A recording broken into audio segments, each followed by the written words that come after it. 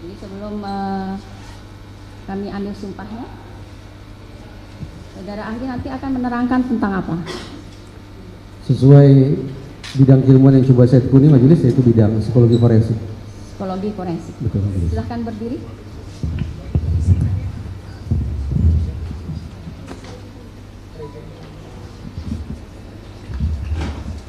Baik ya, secara agama Islam ya. Baik, saudara yang bersumpah, saya menuntunkan lafalnya, ikuti diucapkan pendengar saya. Demi Allah saya bersumpah bahwa saya sebagai ahli akan memberikan keterangan yang sebaik-baiknya dan yang sebenar-benarnya menurut pengetahuan dalam bidang keahlian saya.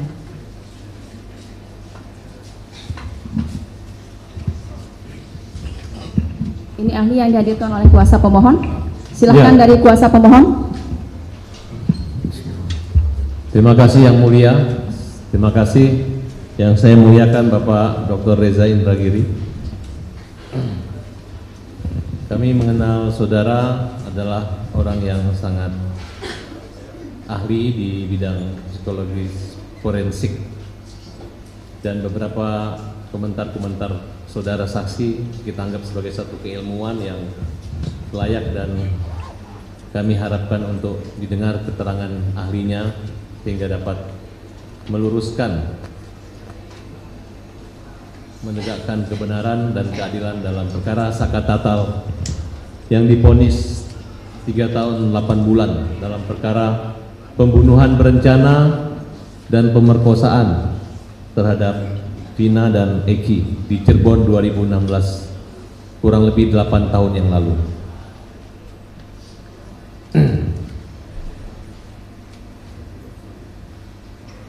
Saudara saksi, saudara ahli yang saya hormati, pertanyaan kami,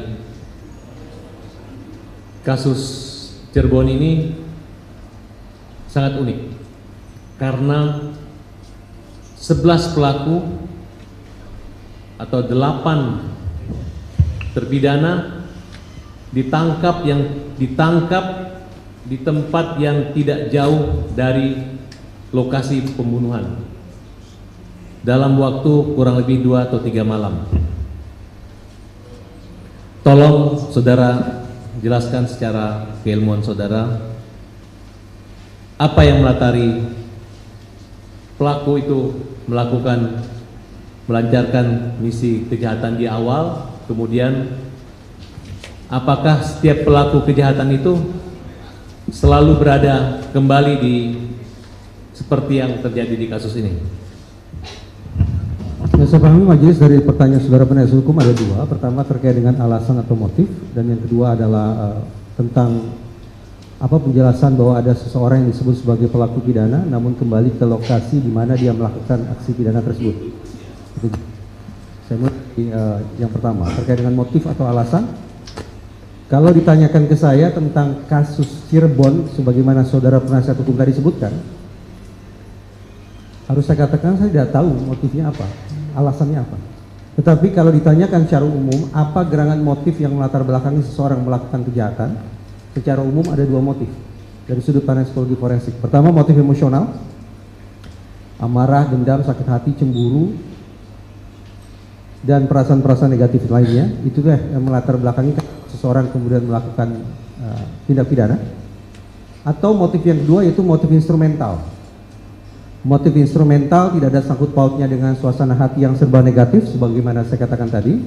Tetapi motif instrumental adalah bagaimana seseorang mendapatkan manfaat atau keuntungan tertentu dari tindak kejahatan yang dilakukan. Misalnya untuk mendapatkan harta, untuk mendapatkan popularitas, untuk mendapatkan supremasi tertentu, ataupun motif-motif yang sekali lagi tidak berkaitan dengan suasana hati si pelaku. Itu terkait dengan pertanyaan pertama. Jadi ringkasnya ada 2 kemungkinan motif, yaitu motif emosional dan motif instrumental. Kemudian pertanyaan yang kedua, kenapa seorang pelaku kejahatan justru kembali ke lokasi di mana dia melakukan aksi kejahatan tersebut? Saya izin bertanya dulu, majelis. ini pelaku yang dimaksud oleh saudara penasihat hukum orang waras atau tidak? Saat ini waras, tidak dikatakan gila. Ya. Karena kalau kita asumsikan bahwa pelaku pidana adalah orang yang waras, maka berlaku dua misi pada diri yang bersangkutan. Jadi majelis, setiap kali seseorang melakukan aksi pidana, aksi kejahatan misalnya, ada dua misi yang harus dia capai. Misi yang pertama adalah merealisasikan visi. Jadi kalau visinya adalah membuat target atau sasaran meninggal dunia, maka misi yang akan dia lancarkan adalah dia melakukan segala macam upaya untuk memastikan sasaran kehilangan nyawa. Dia kumpulkan peralatan, dia pilih waktu dan seterusnya dalam rangka sekali lagi memastikan bahwa visinya bisa terrealisasi, yaitu menghilangkan nyawa target atau nyawa sasaran. Itu misi pertama. Misi yang kedua adalah bagaimana pelaku menghindari proses hukum, menghindari pertanggungjawaban pidana, menghindari di penjara dalam bahasa sederhananya. Caranya bagaimana? Justru bagaimana kemudian si pelaku ini melakukan kalkulasi terhadap resiko, termasuk dengan menjauhkan dirinya dari lokasi di mana kemungkinan dia akan bisa diidentifikasi oleh penegak hukum. Dengan adanya misi kedua semacam itu, maka sekali lagi kalau kita asumsikan pelaku adalah orang yang waras, hitung-hitungan di atas kertas, kelaziman atau normalnya adalah pelaku tidak akan kembali ke TKP atau tempat di mana dia melakukan aksi kejahatan tersebut. Jadi kalau kemudian ada seorang pelaku kejahatan yang kembali ke lokasi kejahatan di mana dia melakukan itu, maka ya sudah barang tentu perlu diperiksa secara spesifik ya untuk memastikan apa gerangan yang melatar belakangi dia melakukan perbuatan semacam itu. Termasuk kemungkinan adakah proses berpikir yang di luar kelaziman, di luar kewarasan, di luar kewajaran perilaku kejahatan pada umumnya.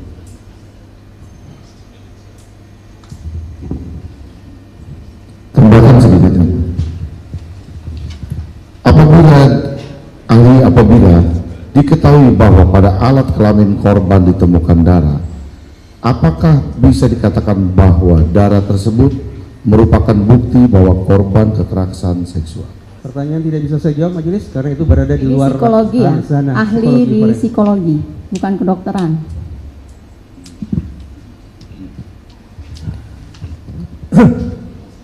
Mohon izin majelis, ahli. Saudara ahli, sepengetahuan kami ada dalam satu forum bersama Sakatata dan Liga Akbar di satu acara di iNews TV ya. Ketika ada testimoni dari Liga Akbar dan Sakatata. Iya. Ya. Artinya saudara ahli sudah mendengar bagaimana yaitu Sakatata bercerita mengalami penyiksaan. Saudara ahli, ketika di persidangan ada hal yang menarik buat kami yang kami membutuhkan penjelasan dari saudara ahli. Ada keterangan Dede yang dibacakan secara tertulis dengan berita acara sumpah, yang tentunya Dede ini dengan keterangan yang membenarkan peristiwa pembunuhan terjadi dan memberatkan posisi terdakwa Sakatata ketika itu. Namun uniknya ketika kita membaca putusan itu, dalam membaca keterangan Dede tersebut dan tanggapan oleh terdakwa Sakatata ketika itu, Sakatata malah membenarkan keterangan Dede dalam keterangan berita sumpah tersebut. Hal lain yang juga unik saudara ahli dalam putusan tersebut dalam perkara Sakatata diperiksa lebih dahulu sebagai terdakwa sebelum saksi Adecat diperiksa.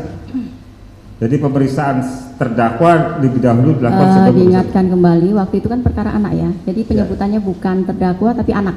Ya, anak Sakatata. Ya.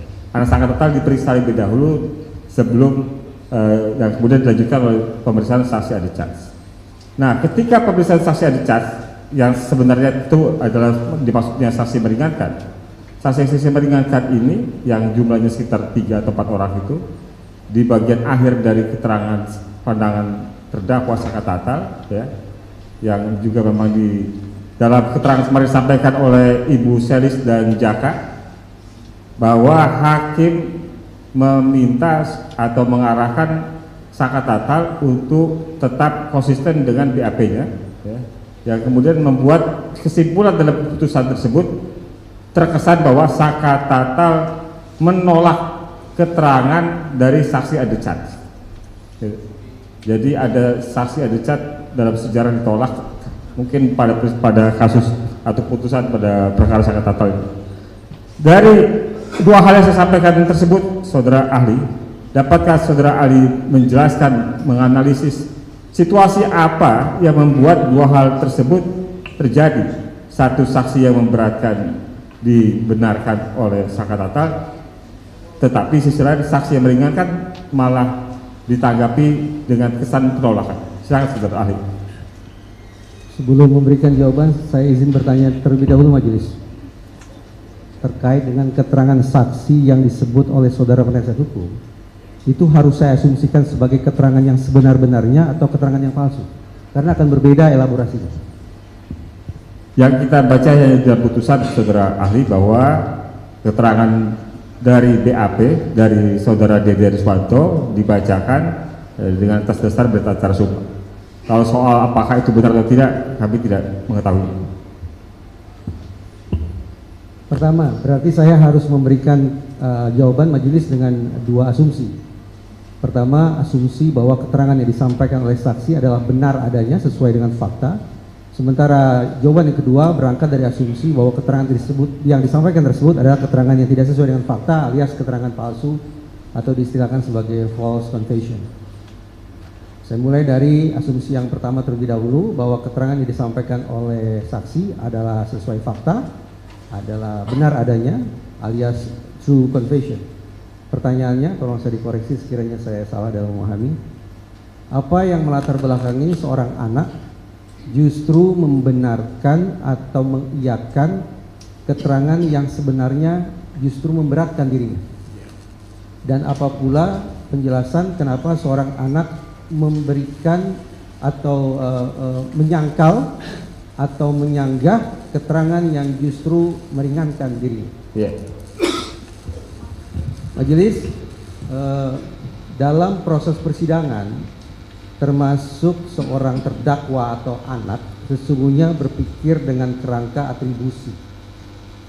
Atribusi adalah istilah dalam psikologi forensik untuk menjelaskan tentang pihak mana sesungguhnya yang harus bertanggung jawab atas perbuatan pidana tertentu. Ada dua jenis atribusi, yaitu atribusi internal dan atribusi eksternal. Atribusi internal bermakna bahwa pertanggungjawaban atas sebuah perbuatan pidana berada pada diri individu yang bersangkutan.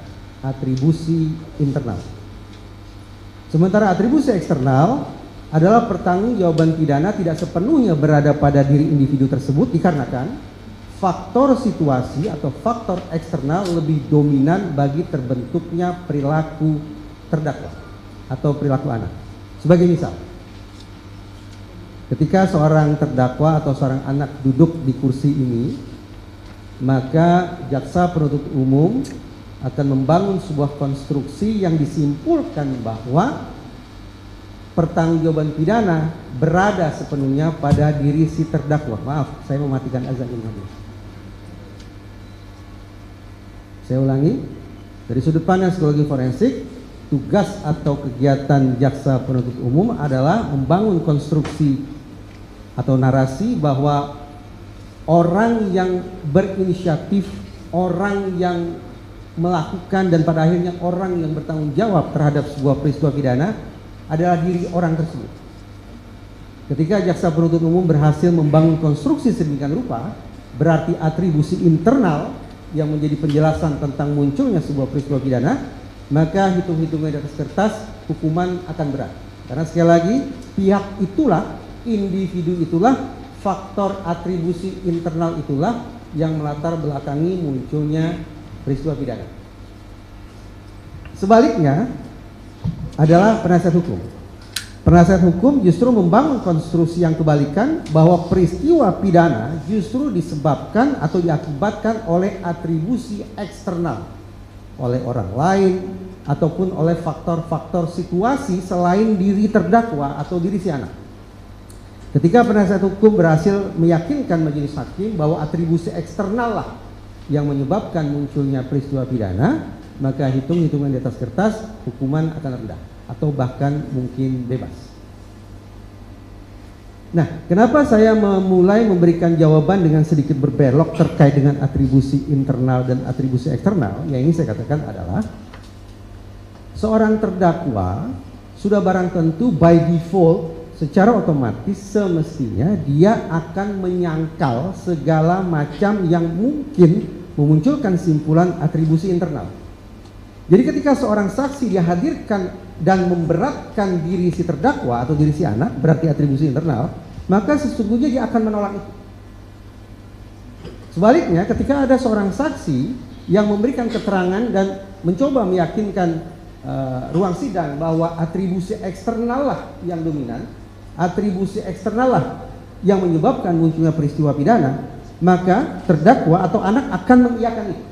Karena penjelasan atau keterangan tentang atribusi eksternal itulah yang akan menguntungkan dirinya, yang akan bisa meringankan hukuman dia sekiranya divonis bersalah, atau bahkan ada kemungkinan dia akan terbebas dari sanksi pidana karena atribusi eksternal.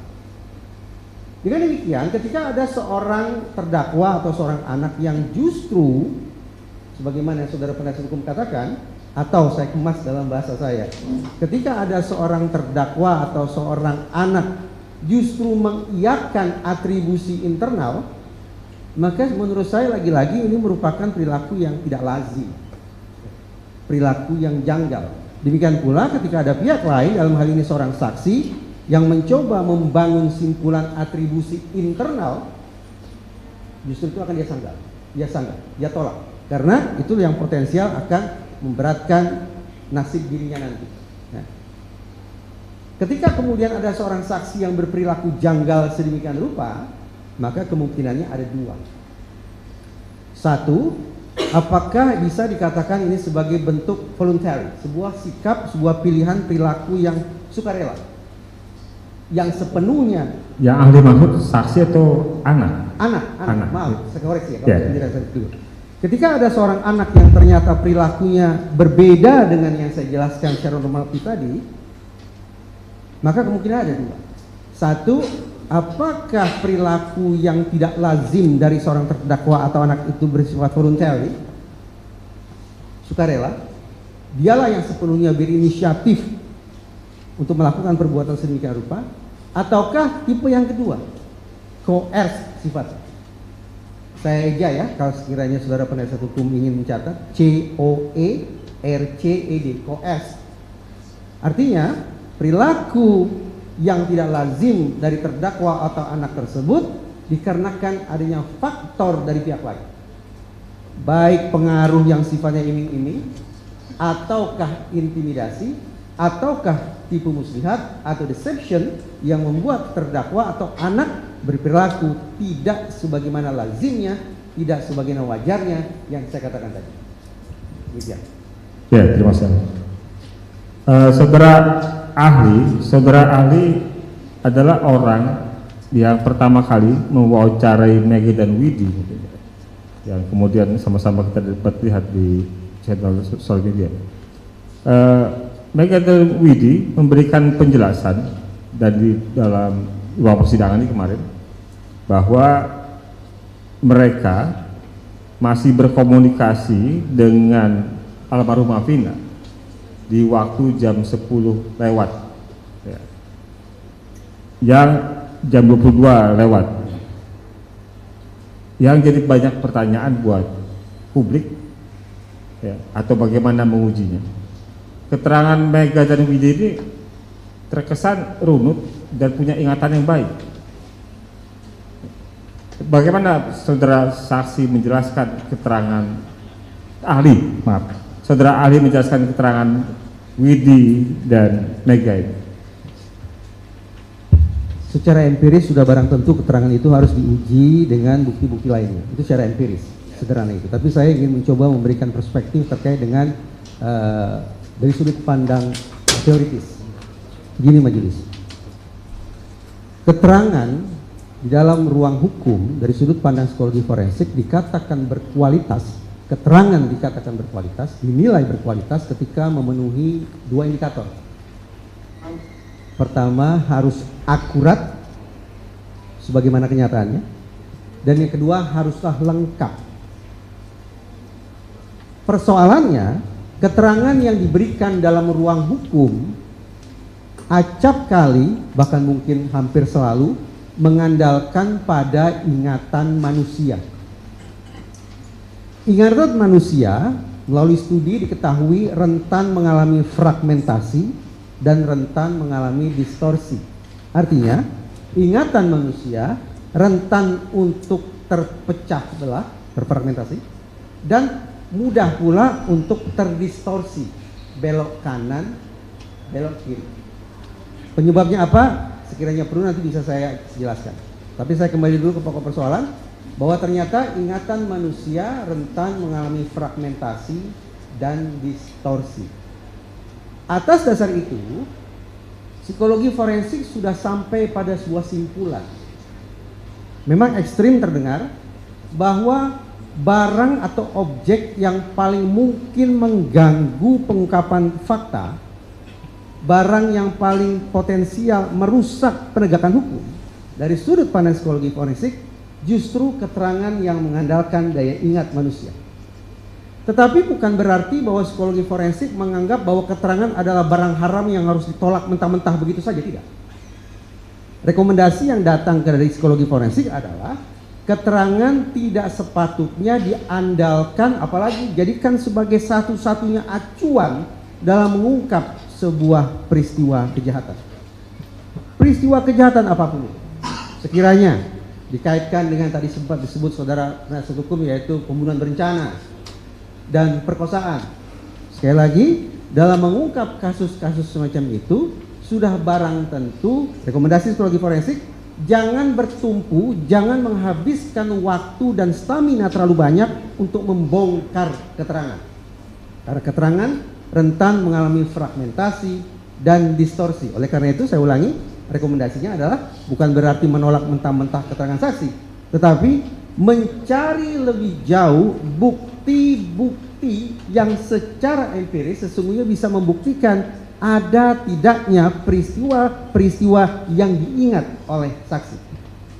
Karena itu majelis, saya pada waktu-waktu belakangan ini terus terang menyampaikan di ruang publik dan juga ke sejumlah kolega di otoritas penegakan hukum bahwa spesifik dalam kasus Cirebon, termasuk terhadap keterangan yang disampaikan oleh dua orang saksi tadi, yaitu Widi dan Mega, sepatutnya otoritas penegakan hukum membuka kembali seutuh-utuhnya rincian komunikasi elektronik kedua korban dan rincian komunikasi elektronik para tersangka.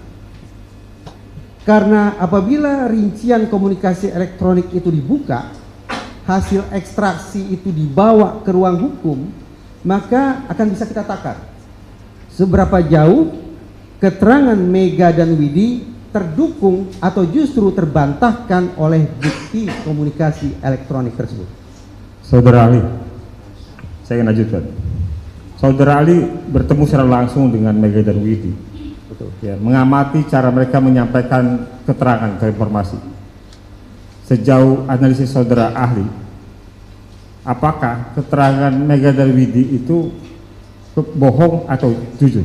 Saya bukan membaca gestur majelis, jadi Ya. saya tidak bisa menilai gestur saksi. Tapi Ya. yang saya katakan, keterangan saksi siapapun saksi itu, tidak Ya. hanya Mega dan Widi ya, jadi Ya. supaya tidak salah kaprah, saudara penasihat hukum tidak salah kaprah, saya tidak hanya menyoroti Widi dan Jadi saudara ahli, pertanyaan saya terkait dengan wawancara saudara ahli dengan Mega saya dan tidak Widi. bisa menilai apakah seseorang berkata jujur atau tidak jujur dari gesturnya majelis. Ya. Tapi kesesuaian keterangan yang disampaikan antara satu saksi dengan saksi lain, lebih-lebih mencari kecocokan atau mungkin ketidakcocokan antara keterangan yang disampaikan oleh seorang saksi dengan bukti-bukti lainnya, itulah yang menjadi cara bagi saya untuk menakar kualitas keterangan yang disampaikan oleh seorang saksi. Ya. Karena itu sedikit meluruskan supaya saudara penasihat hukum tidak menjauh dari khazanah psikologi forensik. Alih-alih membaca gestur, sungguh-sungguh saya berharap bahwa uji keterangan Mega dan Widi dengan mengandalkan pada bukti komunikasi elektronik serinci-rincinya yang perkiraan saya sudah dilakukan ekstraksinya oleh otoritas penegakan hukum. Ya, itu rekomendasi saudara ahli. Pertanyaan kami, saudara ahli sudah wawancara dengan Mega dan Widi. Bagaimana pandangan ahli terhadap keterangan yang disampaikan Mega dan Widi tersebut? Saya simak, saya tidak dalam posisi menyanggah ataupun mengiyakan. Atau begini, pertanyaan diganti. Tadi kan sudah disampaikan bahwa Ya. ahli tidak bisa menilai dari gestur ya. Ya. Jadi pertanyaan mungkin bisa diganti dengan apakah keterangan Widi dan siapa namanya? Mega. ada persamaannya dengan beberapa keterangan untuk yang lain yang pernah diwawancara. Mungkin bisa seperti itu ya. Terima kasih, Yang Mulia. Sepanjang yang saya ingat majelis, Widi dan Mega menyampaikan keterangan terkait dengan sekitar 24 jam terakhir, terutama sekali terkait dengan apa yang disebut sebagai peristiwa meninggalnya almarhumah Vina dan Eki. Dia bercerita memang proses pertemanannya sejak 1 pekan ke belakang, tetapi terkait dengan peristiwa meninggalnya almarhumah dan almarhum, seingat saya Widi dan Mega berfokus pada interaksi mereka 24 jam terakhir sampai sekitar menjelang jam 22.30. Itu yang saya simak. Nah, dengan kurun waktu sedemikian rupa, kalau yang saya bisa takar majelis, memang ada ketidaksinkronan antara apa yang disampaikan oleh saudara Widi dan Mega dengan, bukan dengan saksi majelis, tapi dengan berkas hukum yang saya baca. Ini peristiwa yang saya pahami berdasarkan berkas, yaitu pembunuhan dan ruda paksa atau persetubuhan dengan anak, plus juga memindah-mindahkan jasad korban sedemikian rupa. Ruda paksa juga dilakukan secara massal alias lebih dari 1 orang. Kalau kemudian pembunuhan, ruda paksa massal dan memindah-mindahkan jasad korban coba dibandingkan dengan pergerakan waktu yang disampaikan oleh Widi dan Mega, memang ada ketidaksesuaian. Dalam pengertian, sejujurnya saya menaruh rasa sanksi. Benarkah dalam kurun waktu sebagaimana yang tercantum di berkas sudah terjadi pembunuhan, ruda paksa massal, dan pemindah-mindahan jasad korban tersebut?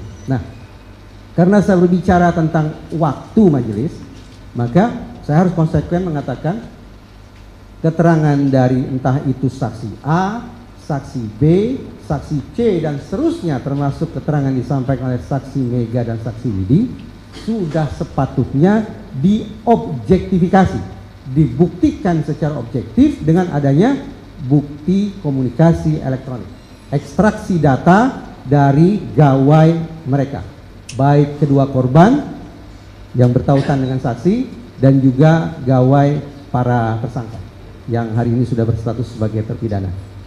Ya, saudara, saya lanjutkan. Saudara ahli sudah mendengar sendiri dari keterangan Saka Tatal bahwa Saka Tatal, kemarin juga ahli sampaikan, mereka mengalami penyiksaan baik di Polres sampai dengan kemudian Saka Tatal di Polda. Bisa saudara ahli jelaskan dampak penyiksaan itu buat anak atau buat tersangka pada umumnya? Silakan saudara. Majelis PBB, Perserikatan Bangsa-Bangsa, itu sudah menelurkan sebuah konvensi anti penyiksaan, Convention Against Torture, dan Indonesia merupakan salah satu negara yang telah meratifikasi konvensi anti penyiksaan atau penganiayaan tersebut. Sejak pasal 1 atau artikel 1 dalam konvensi tersebut sudah dirumuskan secara eksplisit, sudah bisa kita pahami adanya dampak yang muncul akibat adanya penyiksaan. Dampak serius inilah yang saya yakini merupakan latar belakang kenapa kemudian dunia sampai menelurkan konvensi ini. Eksplisit di artikel 1 atau pasal 1 itu bunyinya adalah severe pain and suffering, whether physical or mental.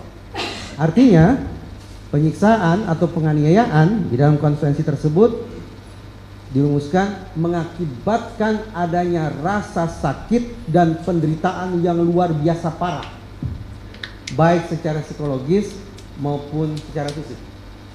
Dengan demikian, yang saya pahami ketika seseorang mengalami penganiayaan, mengalami penyiksaan, mengacu pada konvensi dan mengacu pada sekian banyak riset, patut diduga kuat bahwa orang yang menjadi sasaran penganiayaan atau kekerasan tersebut mengalami penderitaan baik secara psikis maupun secara fisik. Tidak hanya untuk waktu 1-2 hari, tapi bahkan untuk jangka panjang. Bahkan dengan segala hormat, mudah-mudahan tidak dijadikan sebagai pembelajaran yang keliru. Tidak tertutup kemungkinan seseorang yang sudah mengalami penganiayaan sedemikian rupa akan masuk ke dalam gerbang depresi, dan depresi dianggap oleh sekian banyak ilmuwan sebagai pintu gerbang menuju bunuh diri. Itulah sebuah gambaran sederhana tentang apa yang muncul pada orang-orang yang mengalami penyiksaan dan penganiayaan. Saya mencoba untuk merangkainya sedemikian rupa, sekali lagi berdasarkan pada konvensi PBB dan sekian banyak riset yang saya rangkai. Baik, saudara saksi. Ya, saudara ahli. Sedikit saya mau ulas sedikit awal cerita bahwa persoalan ini adalah tewasnya Tina dan Eki, yang mana awalnya itu adalah di olah TKP kecelakaan, kemudian terjadi perubahan bahwa ini merupakan kasus pembunuhan dan pemerkosaan gitu. Dan tentunya ada peran daripada ayah Eki yang bernama Rudiana yang kemudian melakukan penangkapan tanpa ada surat perintah penyelidikan. Kami melihat pendapat ahli di media sosial dan di media-media itu sangat sempurna. Artinya di mana ahli dapat menyimpulkan bahwa di sini penyidik maupun penuntut umum lebih mengejar pada pengakuan tersangka, bukan pada keterangan yang dinilai kemudian disesuaikan dengan scientific crime investigation. Kami minta pencerahan dan keterangan ahli menilai dalam perkara ini sehingga kita dapat mengungkap kebenaran material, sehingga jangan sampai orang yang tidak salah dihukum, dan harapan kami orang yang salah menghukum juga dihukum. Majelis, pada kisaran waktu sekitar 10-15 tahun terakhir, psikologi forensik sangat tertarik pada studi atau kajian-kajian tentang keterangan palsu atau false confession. Berarti majelis saya mundur satu langkah. Dari sudut pandang psikologi forensik ada dua jenis keterangan atau dua jenis confession. Ada true confession, ada false confession. Kalau true confession kita tidak persoalkan karena sudah true, karena sudah senyatanya begitu, sudah asli, sudah sebenar-benarnya. Yang dipersoalkan yang kemudian menjadi objek kajian psikologi forensik adalah false confession, keterangan palsu, keterangan yang tidak sesuai dengan fakta. Sampai psikologi forensik menyimpulkan ada 3 jenis false confession. Pertama, voluntary false confession. Sekiranya dibutuhkan saya bisa tulis. Perlu saya tulis tidak? Untuk membantu saudara penasihat hukum dan mungkin membantu Ibu Panitra untuk mencatat ulang. Sekiranya perlu saya akan tulis, kalau tidak saya lisankan saja. Perlu, kalau gitu saya tulis. Atau dieja saja bisa, dieja, nanti baik. panitera pengganti yang akan menulis. Baik. Saya eja. Yang tipe pertama adalah voluntary false confession. Saya eja. Ini 3 kata Ibu Panitra. 1 voluntary, V-O-L-U-N-T-A-R-Y, voluntary. Kata berikutnya false, F-A-L-S-E, F-A-L-S-E. Sudah? Kata berikutnya, kata yang ketiga, confession, C-O-N-F-E-S-S lagi, E-O-N, voluntary false confession. Perlu saya ulangi? Yang kedua. Yang kedua sekarang yang kedua.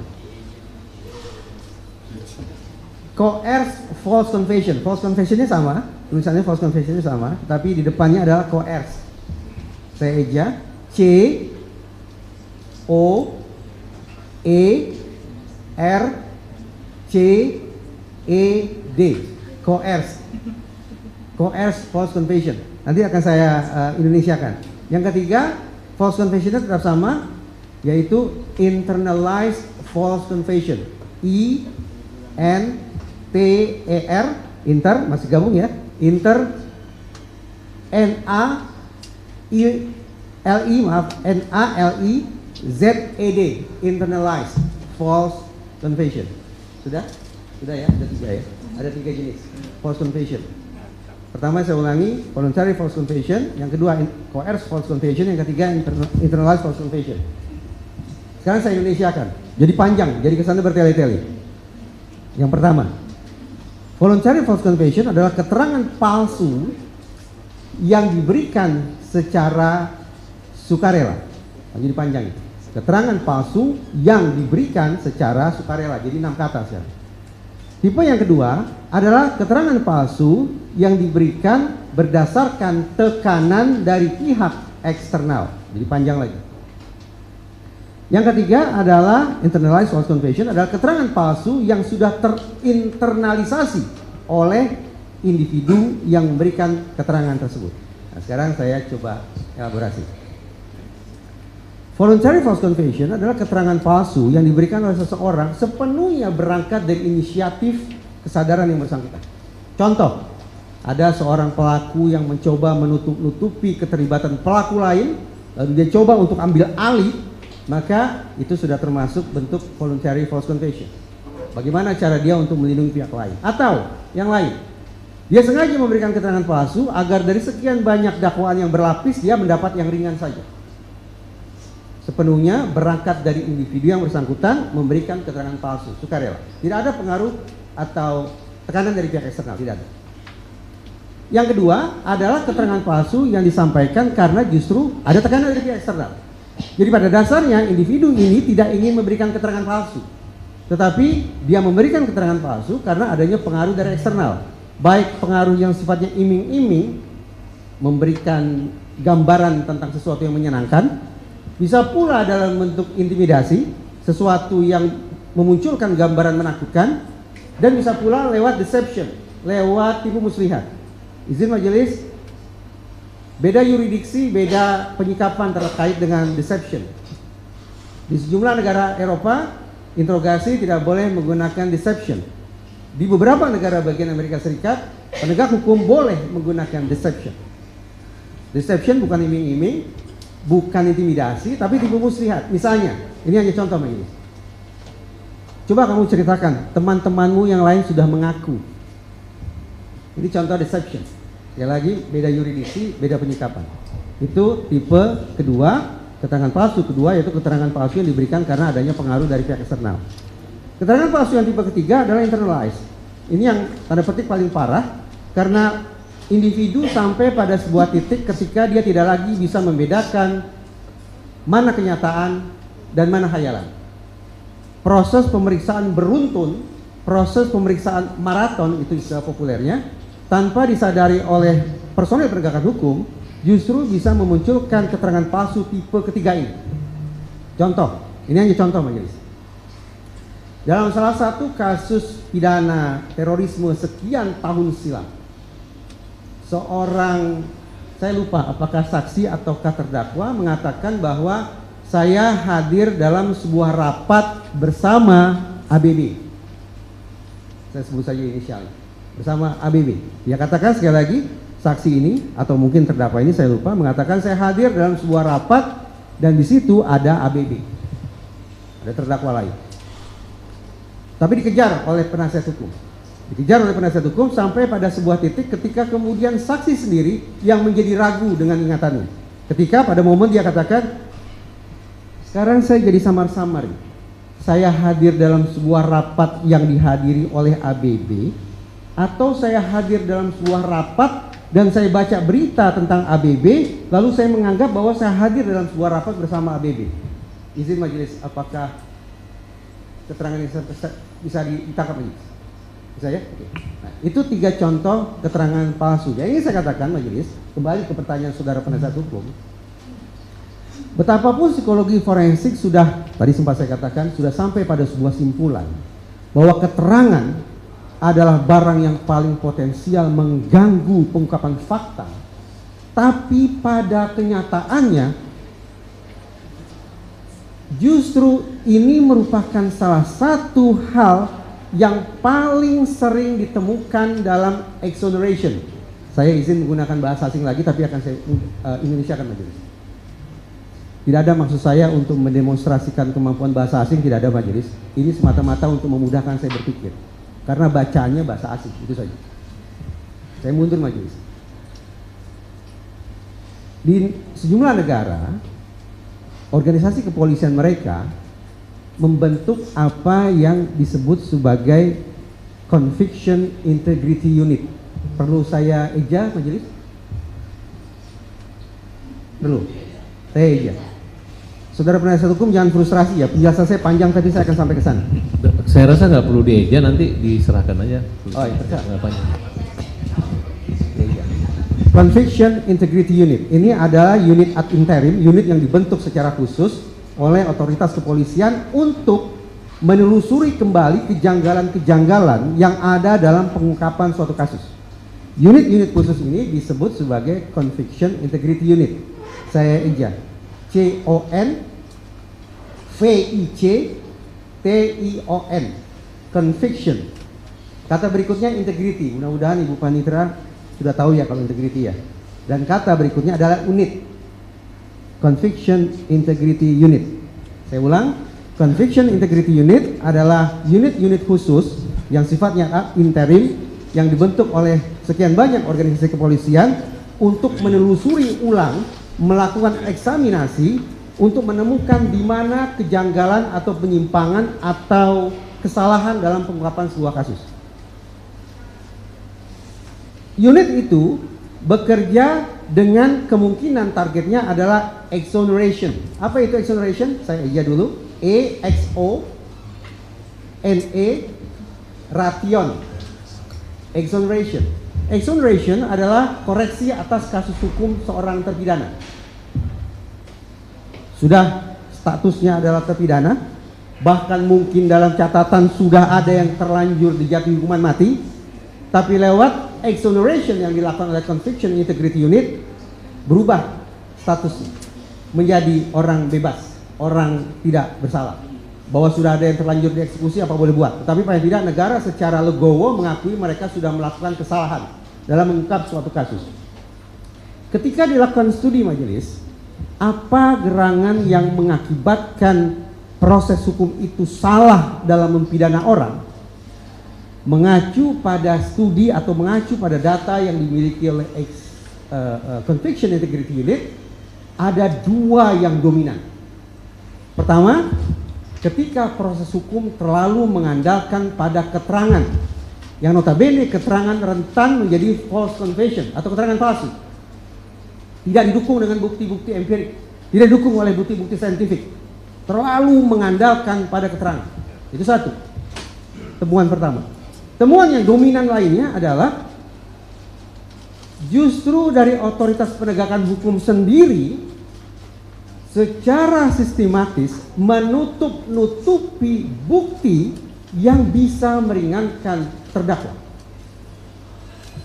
Saya ulang majelis, memang ini menjadi sangat serius nih, bahwa Conviction Integrity Unit menemukan bahwa salah satu faktor dominan kenapa terjadi salah pemidanaan adalah justru dari otoritas penegakan hukum sendiri yang menutup-nutupi bukti yang sesungguhnya kalau dibuka bisa meringankan terdakwa. Nah, luar biasanya saya ingin katakan ini luar biasa. Psikologi forensik sudah membangun basis keilmuan agar otoritas penegakan hukum, agar proses peradilan pidana ekstra hati-hati dalam menyikapi keterangan, baik itu keterangan tersangka maupun keterangan saksi. Tapi pada kenyataannya, sebagaimana studi yang tadi saya sebutkan, ternyata otoritas penegakan hukum masih sangat mengandalkan pada keterangan. Plus lagi adanya police misconduct, adanya penyimpangan kerja dari otoritas penegakan hukum berupa menutup-nutupi bukti yang sesungguhnya kalau diungkap bisa meringankan terdakwa. Majelis, kebetulan saya pernah membaca berkas majelis. Apakah saya diperbolehkan memberikan perspektif majelis? Silakan, Pak. Majelis, karena begitu saya membaca berkas, sejak awal majelis sesungguhnya ada kekhawatiran dalam hati saya. Sebentar, yang mulia. Sebelum dijelaskan saya mau nitip satu pertanyaan aja. Awal mulanya kasus ini ditangani oleh Polsek Talun dengan kecelakaan lalu lintas. Kemudian pada tanggal 29 Rudiana ke Polsek dan melihat katanya motornya nggak hancur. Bertemulah dengan Dede. Nah, Dede ini memiliki latar belakang pernah dikeroyok sama Aib dikeroyok sama anak-anak muda itu. Nah, mereka memulailah dengan cerita baru. Gini ya, kuasa pemohon. Ini kan dari ahli sebenarnya sudah membaca berkas, ya. Jadi silahkan dari ahli yang menerangkan berdasarkan keahliannya. Gitu ya. Ini berkas yang nomor berapa? Saya tidak ingat nomor majelis, tetapi izin majelis saya memperoleh berkas itu dari salah satu anggota penasihat hukum, yaitu Ibu Titin yang bundel merah. Atas nama siapa? Nah, tebal itu kurang lebih majelis. Disebut atas nama siapa itu? Siapa namanya?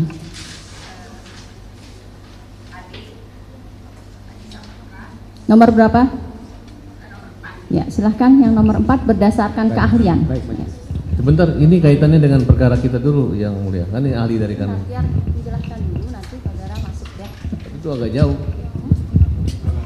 Tidak jauh. Mudah-mudahan tidak jauh. Karena saya tetap berada dalam koridor keilmuannya majelis. Karena saya berada di koridor keilmuan, maka mudah-mudahan ini relevan untuk semua kasus. Saudara bacakan yang Betul. ini maksudnya ya. Ya. Kalau yang ini saudara bacakan ya. Nah, sekali lagi majelis, saya itu tidak ingat ini nomor berapa, ini berkas siapa. Yang jelas saya pernah membaca berkas yang diberikan oleh saudara Ibu Titin. Itu majelis ya. Yes. Ya. Baik. Majelis, saya menghormati kerja otoritas penegakan hukum Polda Jabar. Namun dengan segala kerendahan hati harus saya katakan, dari berkas yang saya baca, terkesan paling tidak, terindikasi ini salah satu contoh pengungkapan kasus yang saya simpulkan terlalu mengandalkan pada keterangan saksi, termasuk keterangan tersangka, yang menomor sekiankan bukti saintifik. Contoh majelis, contoh. Pertama, terkait dengan narasi telah terjadi perkosaan massal bahkan terhadap almarhumah.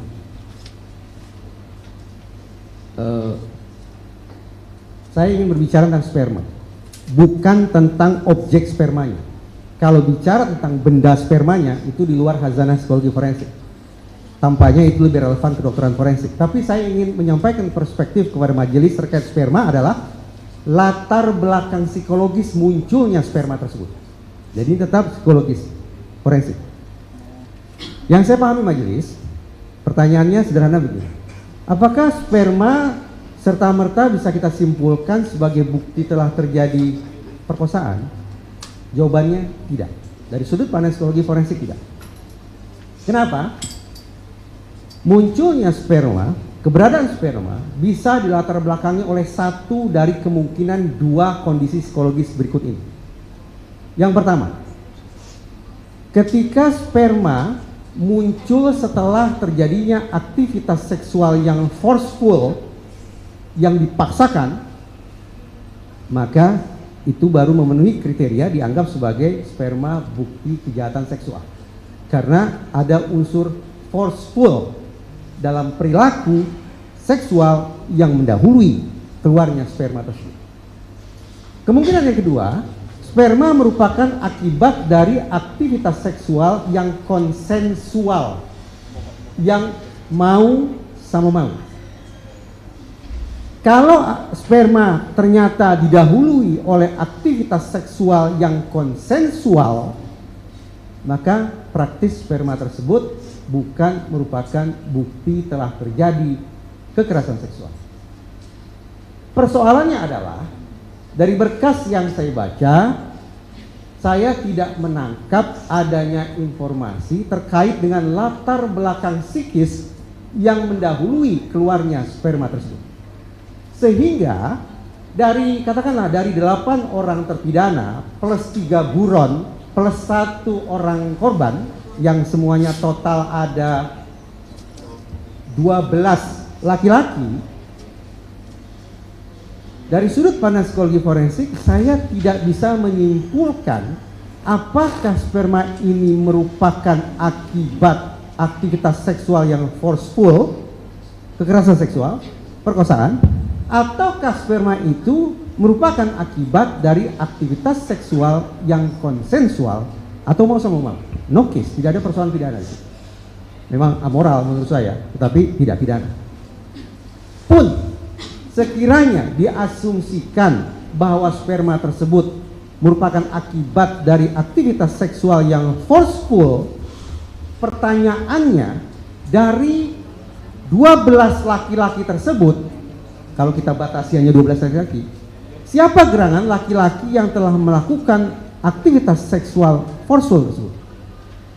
Dan ketika misalnya ternyata ada sperma lebih dari 1 orang yang ditemukan pada tubuh korban, adakah kemungkinan bahwa sebagian sperma di situ justru merupakan akibat dari aktivitas seksual yang konsensual? Ini majelis satu contoh tentang bagaimana simpulan ditarik dengan terlalu mengandalkan pada keterangan tanpa disertai kerja-kerja saintifik. Itu satu hal. Saya lanjut majelis. Yang kedua, ada beberapa sebelum majelis tapi mungkin 2 ini yang terutama. Sekiranya saudara penasihat hukum masih ingat, di salah satu berkas di halaman 65 tertulis kurang lebih, daripada saya keliru majelis bisa tidak diperlihatkan halaman 65 kalau ada ya.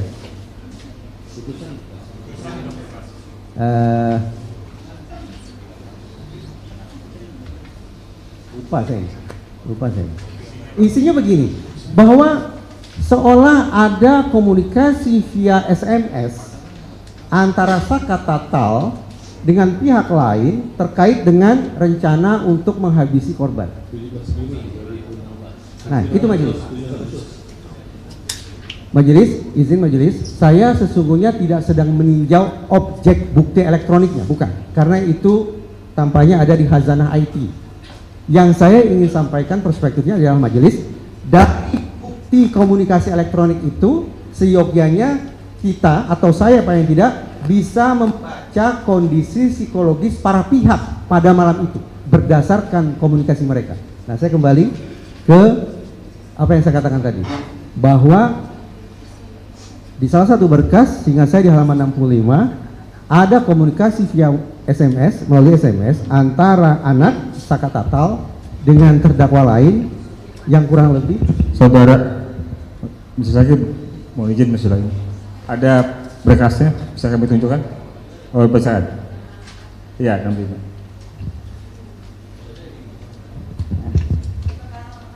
Ya, yang sebelumnya tersangka Sudirman menjelaskan di dalam persidangan tersangka Saka Tatal sidang anak bahwa dirinya mendapatkan pesan singkat SMS dari tersangka Dani DPO yang isinya antara lain mengajak untuk menghabisi anggota geng ekstasi korban M. Rizky Rudiana almarhum. Majelis, yang saya pahami kalimat sedemikian rupa disusun berdasarkan hasil pengolahan informasi oleh orang yang mengetik berkas tersebut. Tadi saya katakan, kalau sudah mengandalkan pada keterangan, ini rentan terfragmentasi, terdistorsi. Agar kalimat tersebut bisa diobjektifikasi, bisa dibuktikan secara objektif, maka sudah barang tentu di dalam berkas itu harus ada bukti komunikasi elektronik hasil ekstraksi otoritas penegakan hukum, yaitu Polda Jabar. Lalu saya cari majelis di berkas itu, di mana gerangan hasil ekstraksi itu berada. Karena kalau tidak berarti ya saya akan skeptis pada kalimat tersebut. Saya akan sanksi.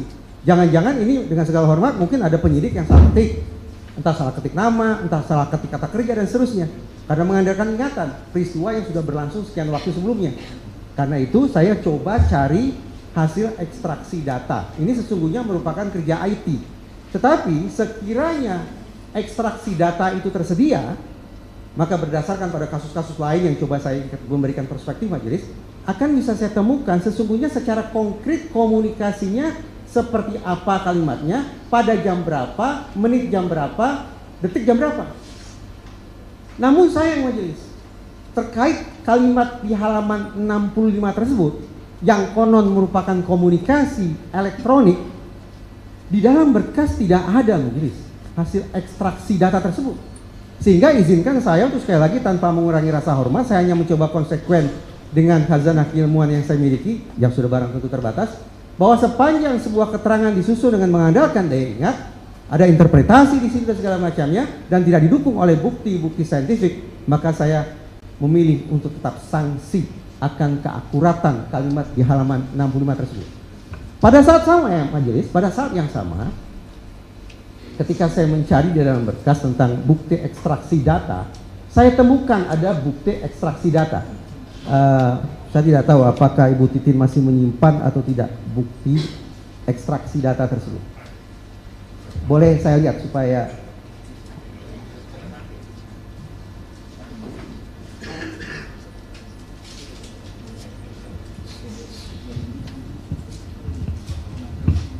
sekali lagi majelis, saya tidak sedang berbicara tentang objek ekstraksi datanya, tidak. Ini kalau bicara objek ekstraksi data itu ada di IT, perkiraan saya ada di IT.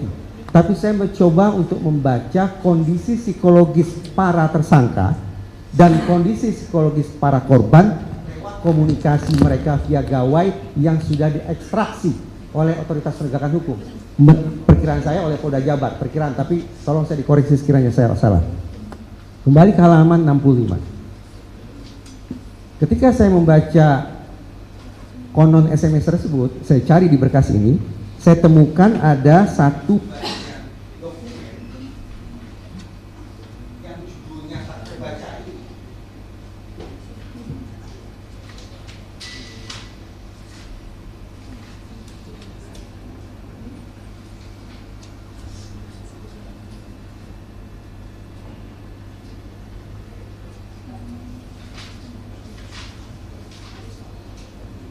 Tebal ini macam terlalu ekstraksi data ini. Tetapi tanpa mengurangi rasa hormat,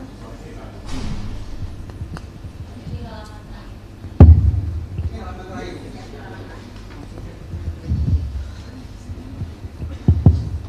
Tanpa mengurangi rasa hormat majelis, saya tidak menemukan adanya komunikasi yang isinya seperti itu. Dokumen terkait dengan ekstraksi data ini yang saya lihat adalah kebanyakan angka-angka tanpa memuat informasi tentang siapa dengan siapa, berkomunikasi tentang apa, pada jam, menit, dan detik keberapa. Itu tidak saya temukan, nyaris tidak saya temukan, hanya sedikit sekali di sini, hanya sedikit sekali. Pun komunikasi yang konon ada di halaman 65 tidak saya temukan pada berkas ini. Atas dasar itu majelis, saya mencoba konsekuen saja dengan perspektif teoritis yang sejak awal saya kemukakan di ruang yang mulia ini. Ketika keterangan disampaikan, diketik dan seterusnya dengan mengandalkan pada daya ingat manusia yang tidak disertai dengan bukti-bukti saintifik, maka izinkan saya untuk sanksi atas keakuratan informasi terkait di halaman 65 tersebut. Izinkan saya untuk sanksi. Demikian pula majelis, tadi sebetulnya sudah saya sampaikan terkait dengan pertanyaan saudara penasihat hukum tentang waktu ketika saksi Widi dan saksi Mega dikabarkan berkomunikasi dengan korban almarhumah Vina di atas jam 22. Gitu. Ya. Majelis, kembali, saya tetap harus skeptisisme terhadap keterangan Widi dan Mega. Fair ya, saya tidak diskriminatif, saya tetap sanksi pada keakuratan informasi yang mereka berikan, karena informasi disampaikan oleh Widi dan Mega berdasarkan daya ingat mereka, agar kemudian keterangan Widi dan Mega bisa diobjektifikasi, baik terkonfirmasi maupun terkoreksi, maka saya kembali buka berkas. Di dalam ekstraksi data ini ada tidak bukti komunikasi elektronik itu? Sayang beribu sayang majelis, saya tidak menemukan rincian di sini yang memuat komunikasi sebagaimana yang dikatakan oleh Widi dan Mega. Saya pun bertanya-tanya, kenapa kemudian hasil ekstraksi data ini tidak sekomprehensif seperti yang saya bayangkan? Bahwa saya bayangkan semestinya ada hasil ekstraksi komunikasi via gawai yang dilakukan oleh korban. Semestinya ada hasil ekstraksi terkait isi komunikasi antara anak Sakatatal dengan pihak tadi yang disebut-sebut merencanakan pembunuhan itu. Saya tidak menemukan. Dengan kata lain, karena menurut saya ternyata ekstraksi data ini tidak utuh, maka praktis lagi-lagi berkas ini tampaknya disusun dengan mengandalkan terutama sekali pada keterangan. Keterangan yang sekali lagi harus saya katakan dari sudut pandang psikologi forensik rentan mengalami fragmentasi dan distorsi. Adakah kemungkinan majelis bahwa ini merupakan sebuah ilustrasi nyata tentang temuan Conviction Integrity Unit itu tadi? Yang seandainya dibuka secara utuh, tidak hanya teknis ekstraksinya, kalau teknis ekstraksi praktis saya tidak paham, tapi yang saya butuhkan adalah informasi tentang siapa, dengan siapa, tentang apa, pada jam, menit, detik keberapa. Kalau bukti komunikasi elektronik itu dibuka, maka saya pikir saya cukup percaya diri untuk bisa membuat tafsiran psikologis, baik itu para tersangka maupun terpidana. Maaf, korban. Karena itu majelis, sekiranya dengan segala kerendahan hati diizinkan memberikan usulan, saya sungguh-sungguh berharap ekstraksi data yang serinci-rincinya, yang memuat informasi tentang siapa dengan siapa berkomunikasi tentang apa pada jam, menit, detik keberapa, itu dibuka di ruang hukum majelis. Sehingga proses penegakan hukum, proses pengungkapan fakta, proses persidangan, baik pada kasus ini maupun pada kasus-kasus lainnya, tidak lagi terlalu mengandalkan pada keterangan, tapi lebih mengandalkan pada bukti kerja saintifik. Demikian majelis. Semoga bisa menjawab pertanyaan saudara penasihat hukum. Baik, luar biasa penjelasannya. Itu memang menjadi bagian daripada PK kami. Tadi saya lanjutkan pertanyaan saudara ahli. Awalnya adalah kecelakaan. Tiba-tiba karena ayah korban ini adalah polisi bagian narkotika di Polres Kota.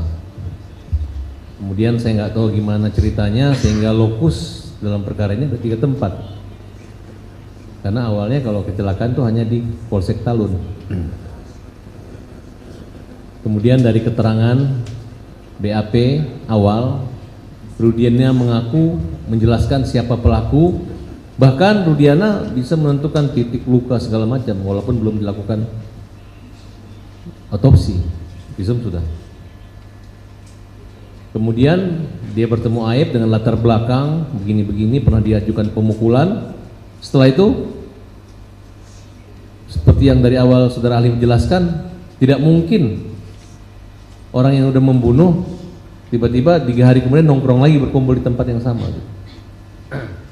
Bagaimana sikap pendapat daripada ahli ya? Melihat dibiarkannya seorang ayah yang polisi ya dalam perkara ini dengan melakukan dari pengakuan seluruh saksi penyiksaan, kekerasan, dengan upaya-upaya langkah kami untuk melakukan penyewaan kembali untuk menganulir kembali hukuman tersebut.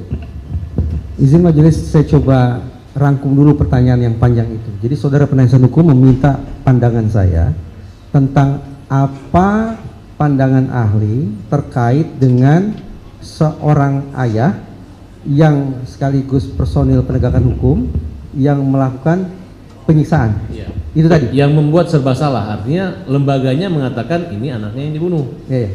Nah, sedangkan pada saat pemeriksaan di Propam sana hasilnya dia dianggap tidak ada dalam surat penyidikan, tidak ada dalam surat perintahan, tapi dia melakukan. Kenapa? Gampang dibaca. Pelapornya adalah Rudiana. Kemudian Rudiana yang mengaku menangkap, Rudiana yang mengaku mendatangi gitu. Jadi artinya dengan dibebaskannya satu pelaku berarti Rudiana telah melakukan satu laporan palsu dalam hal ini.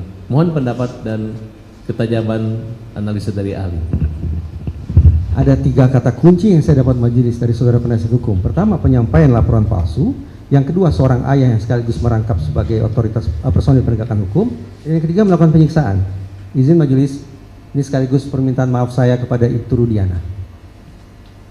Saya harus secara rendah hati mengakui bahwa saya telah salah dalam menilai Ibtu Rudiana.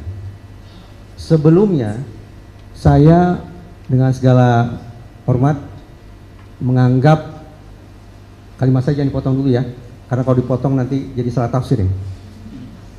Dulu saya menganggap Ibtu Rudiana ini sebagai potret personil penegakan hukum yang menjahati masyarakat dan menyusahkan lembaganya sendiri, menyusahkan institusi Polri. Itu simpulan saya dulu. Tapi bahkan saya mengatakan begini, sebagaimana dikatakan oleh saudara penasihat hukum, kalau Ibtu Rudiana ini menyampaikan laporan palsu, disebutlah dalam laporan bahwa korban ditusuk, kedua-duanya ditusuk, tapi ternyata dia ditusuk, berarti laporan palsu. Penyampaian laporan palsu itu melanggar kode etik profesi Polri. Silakan dibaca. Menyampaikan laporan palsu itu melanggar kode etik profesi Polri. Yang kedua, kalau Ibtu Rudiana ini baik dengan tangannya sendiri maupun merorkestrasi pihak lain untuk melakukan penganiayaan terhadap terperiksa, itu pun melanggar kode etik profesi Polri. Silakan dibaca. Yang ketiga, kalau terjadi konflik kepentingan, pada satu sisi berstatus sebagai orang tua, pada sisi lain berstatus sebagai personil penegakan hukum, terjadi konflik kepentingan yang mengganggu objektivitas kerja yang bersangkutan, ini pun melanggar kode etik profesi Polri. Itu pandangan saya dulu. Tapi setelah keluar simpulan dari Mabes Polri yang dibacakan oleh Kadif Humas Mabes Polri, yaitu bunyinya kurang lebih bisa dicek di YouTube, Ibtu Rudiana selaku orang tua korban disimpulkan tidak melanggar etik apapun, maka praktis penilaian saya tentang Ibtu Rudiana salah total, majelis. Salah bagi saya untuk menganggap Ibtu Rudiana sebagai sosok yang telah menjahati masyarakat. Salah bagi saya untuk memandang Ibtu Rudiana sebagai potret personil penegakan hukum yang telah menyusahkan lembaganya sendiri. Salah bagi saya untuk menyimpulkan bahwa Ibtu Rudiana telah melanggar sekian banyak poin dalam kode etik profesi Polri. Atas dasar itu, dengan segala kerendahan hati, berbasis pada simpulan Mabes Polri, hasil pemeriksaan Propam dan Irwasum, saya dengan kerendahan hati mengaturkan permintaan maaf kepada Bapak Ibtu Rudiana selaku personil Polri. Demikian. Tetapi kembali ke pertanyaan saudara penasihat hukum, seandainya hal-hal yang saudara katakan tadi itu benar adanya, maka tadi sudah saya sampaikan, membuat laporan palsu, menyiksa terperiksa, dan kehilangan objektivitas akibat konflik kepentingan itu merupakan pelanggaran kode etik profesi Polri. Demikian. Maksudnya Bapak minta maaf kepada Rudiana karena dianggap benar gitu? Saya tidak punya landasan lain kecuali menyimak dan mengiyakan simpulan Mabes Polri. Mabes Polri yang sudah memeriksa Ibtu Rudiana, dan simpulannya berdasarkan pemeriksaan Propam dan Irwasum tidak melanggar etik apapun. Ya saya secara fair sebagai orang yang daif yang bisa salah, telah berprasangka sekian banyak sebelumnya, saya memilih untuk minta maaf daripada saya disomasi.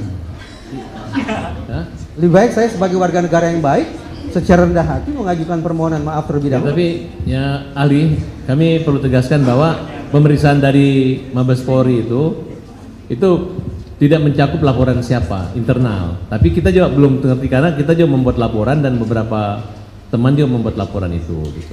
Kalau suatu saat, kalau ini jadi berandai-andai kan saya tidak memiliki kemampuan, kewenangan untuk memeriksa Ibtu Rudiana. Jadi begini, kuasa pemohon, ya. Di sini saya sampaikan sedikit, Ya, Majelis. sebentar. Sebenarnya tadi sudah ada jawabannya. Sebenarnya ada dua jawaban. Kalau mengenai mengikuti dari hasil pemeriksaan Polri tadi, ahli minta maaf, ya. Tapi ternyata misalnya apa yang dikatakan atau apa yang disampaikan oleh kuasa pemohon itu benar, ya, berarti tidak minta maaf gitu loh maksudnya. Begitu kan? Jadi ada dua jawaban. Nah, untuk saat ini ada dua jawaban karena kan Betul, belum, kita tidak tahu mana yang benar. Kan Betul. seperti itu kan? Betul, Majelis.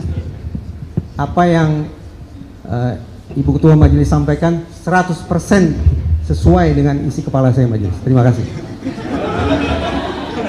Saudara ahli, tapi kan hasil investigasi yang saudara ahli lakukan gitu kan, kemudian Saya tidak menginvestigasi siapa. ya artinya hasil wawancara, kemudian dari beberapa tampil di acara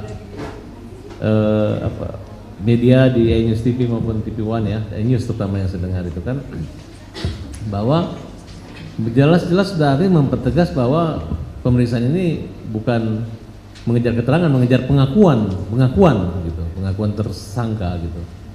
Nah, dan yang saya pertanyakan tadi adalah konflik of interest si Rudiana gitu. Sehingga polisi atasan pimpinan juga bingung gitu, karena ketika contoh nih pra peradilan mereka membela, pada kenyataannya memang tidak ada bukti yang bisa membuat hakim mengabulkan atau menolak pada peradilan itu sehingga bebas. Sehingga yang terdapat pada pertimbangan hakim dalam menjatuhkan putusan peran daripada Peggy itu jadi kayak halusinasi. Kemudian dari pihak Polri pun menyatakan bahwa DPO itu masuk dalam novum kita adalah fiktif gitu. Nah, di sini yang maksud saya, sebelum ahli minta maaf hanya pernyataan, walaupun saya anggap itu saudara ahli ini majelis hanya menyindir lah kira-kira gitu. Kalau benar menyindir Polri, kalau benar dia nggak salah. Tapi bahasanya sebenarnya ada keraguan dan memang jangan dikatakan bahwa ahli ini menyindir ya, kita kan nggak tahu. Karena ahli ini memang nggak tahu mana yang benar gitu kan. Makanya ada dua jawaban gitu loh. Jangan menyimpulkan bahwa ahli menyindir, nanti jadi beritanya kemana-mana.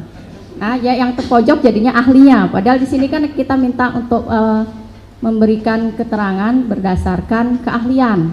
Jadi jangan dipojokkan ahlinya ya. Itu.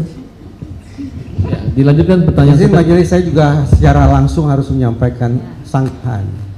Saya pikir saudara penasihat hukum salah membaca gestur saya. Saya tidak sepanjang yang saya sampaikan di hal ini, di ruang yang mulia ini, saya sudah diangkat sumpah majelis. Saya menyampaikan, ya itu yang saya sampaikan. Kalau saudara penasihat hukum memandang saya menyindir, ya itu tafsiran beliau. Gitu ya. Jadi di sini ahli itu netral. Tidak ke kiri, tidak ke kanan. Benar ahli?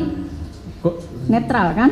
Nah, sesuai sumpah mudah-mudahan ya, ya, majelis. sesuai sumpah dan sesuai dengan keahlian. Ya. Silakan Saudara ahli, yang tadi saya akan konflik of interest dengan kepentingan sehingga dibiarkan gitu. Tadi saya berpikir bahwa saudara minta maaf kepada Rudiana, tapi dengan perlindungan terhadap Rudiana, saudara malah mengalihkan rasa kecewa itu terhadap institusi gitu. Itu pikiran saya. Makanya apakah ada tanda koma atau tetap mengatakan seperti tadi, tapi itu kita biarkanlah berlalu.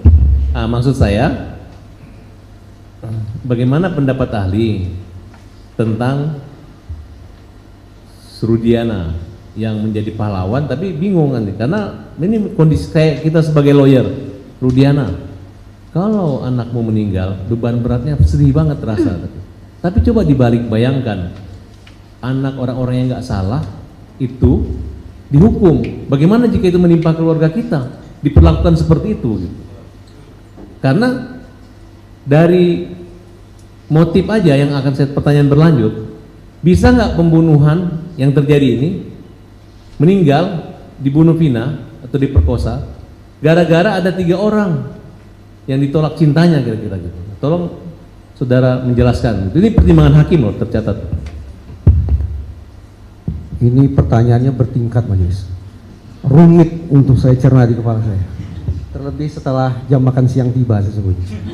Setelah kadar gula menurun, gitu ya, informasi tumpah ruah agak sulit saya cerna. Gitu.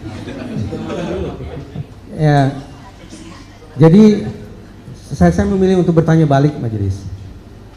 Saudara penasihat hukum yang saya hormati, jadi sebetulnya saudara ingin menanyakan hal ihwal terkait Ibtu Rudiana atau terkait dengan orang yang saudara anggap tidak bersalah namun dipenjara seumur hidup, atau terkait apa sih sebenarnya? Satu-satu saja, satu-satu. Pertama peran Rudiana, karena peran apa ya, dominan. Baik, udah stop situ dulu. Saya jawab majelis. Tadi sudah saya sampaikan majelis. Saya ini menganggap Ibtu Rudiana ya majelis sebagai personil penegakan hukum, bukan sebagai orang tua korban. Kalau sebagai orang tua korban, saya paham lah, saya bisa rasakan kepedihan beliau yang ditinggal oleh darah dagingnya sedemikian rupa. Dan saya bersimpati dengan itu. Tapi saya ingin memberikan perspektif terkait dengan Ibtu Rudiana, berarti sebagai personil Polri. Berdasarkan informasi yang saya simak di media, saya sekali lagi menyimpulkan Ibtu Rudiana sebagai sosok personil penegakan hukum yang menjahati masyarakat dan menyusahkan institusi Polri. Yes. Itu simpulan saya dulu.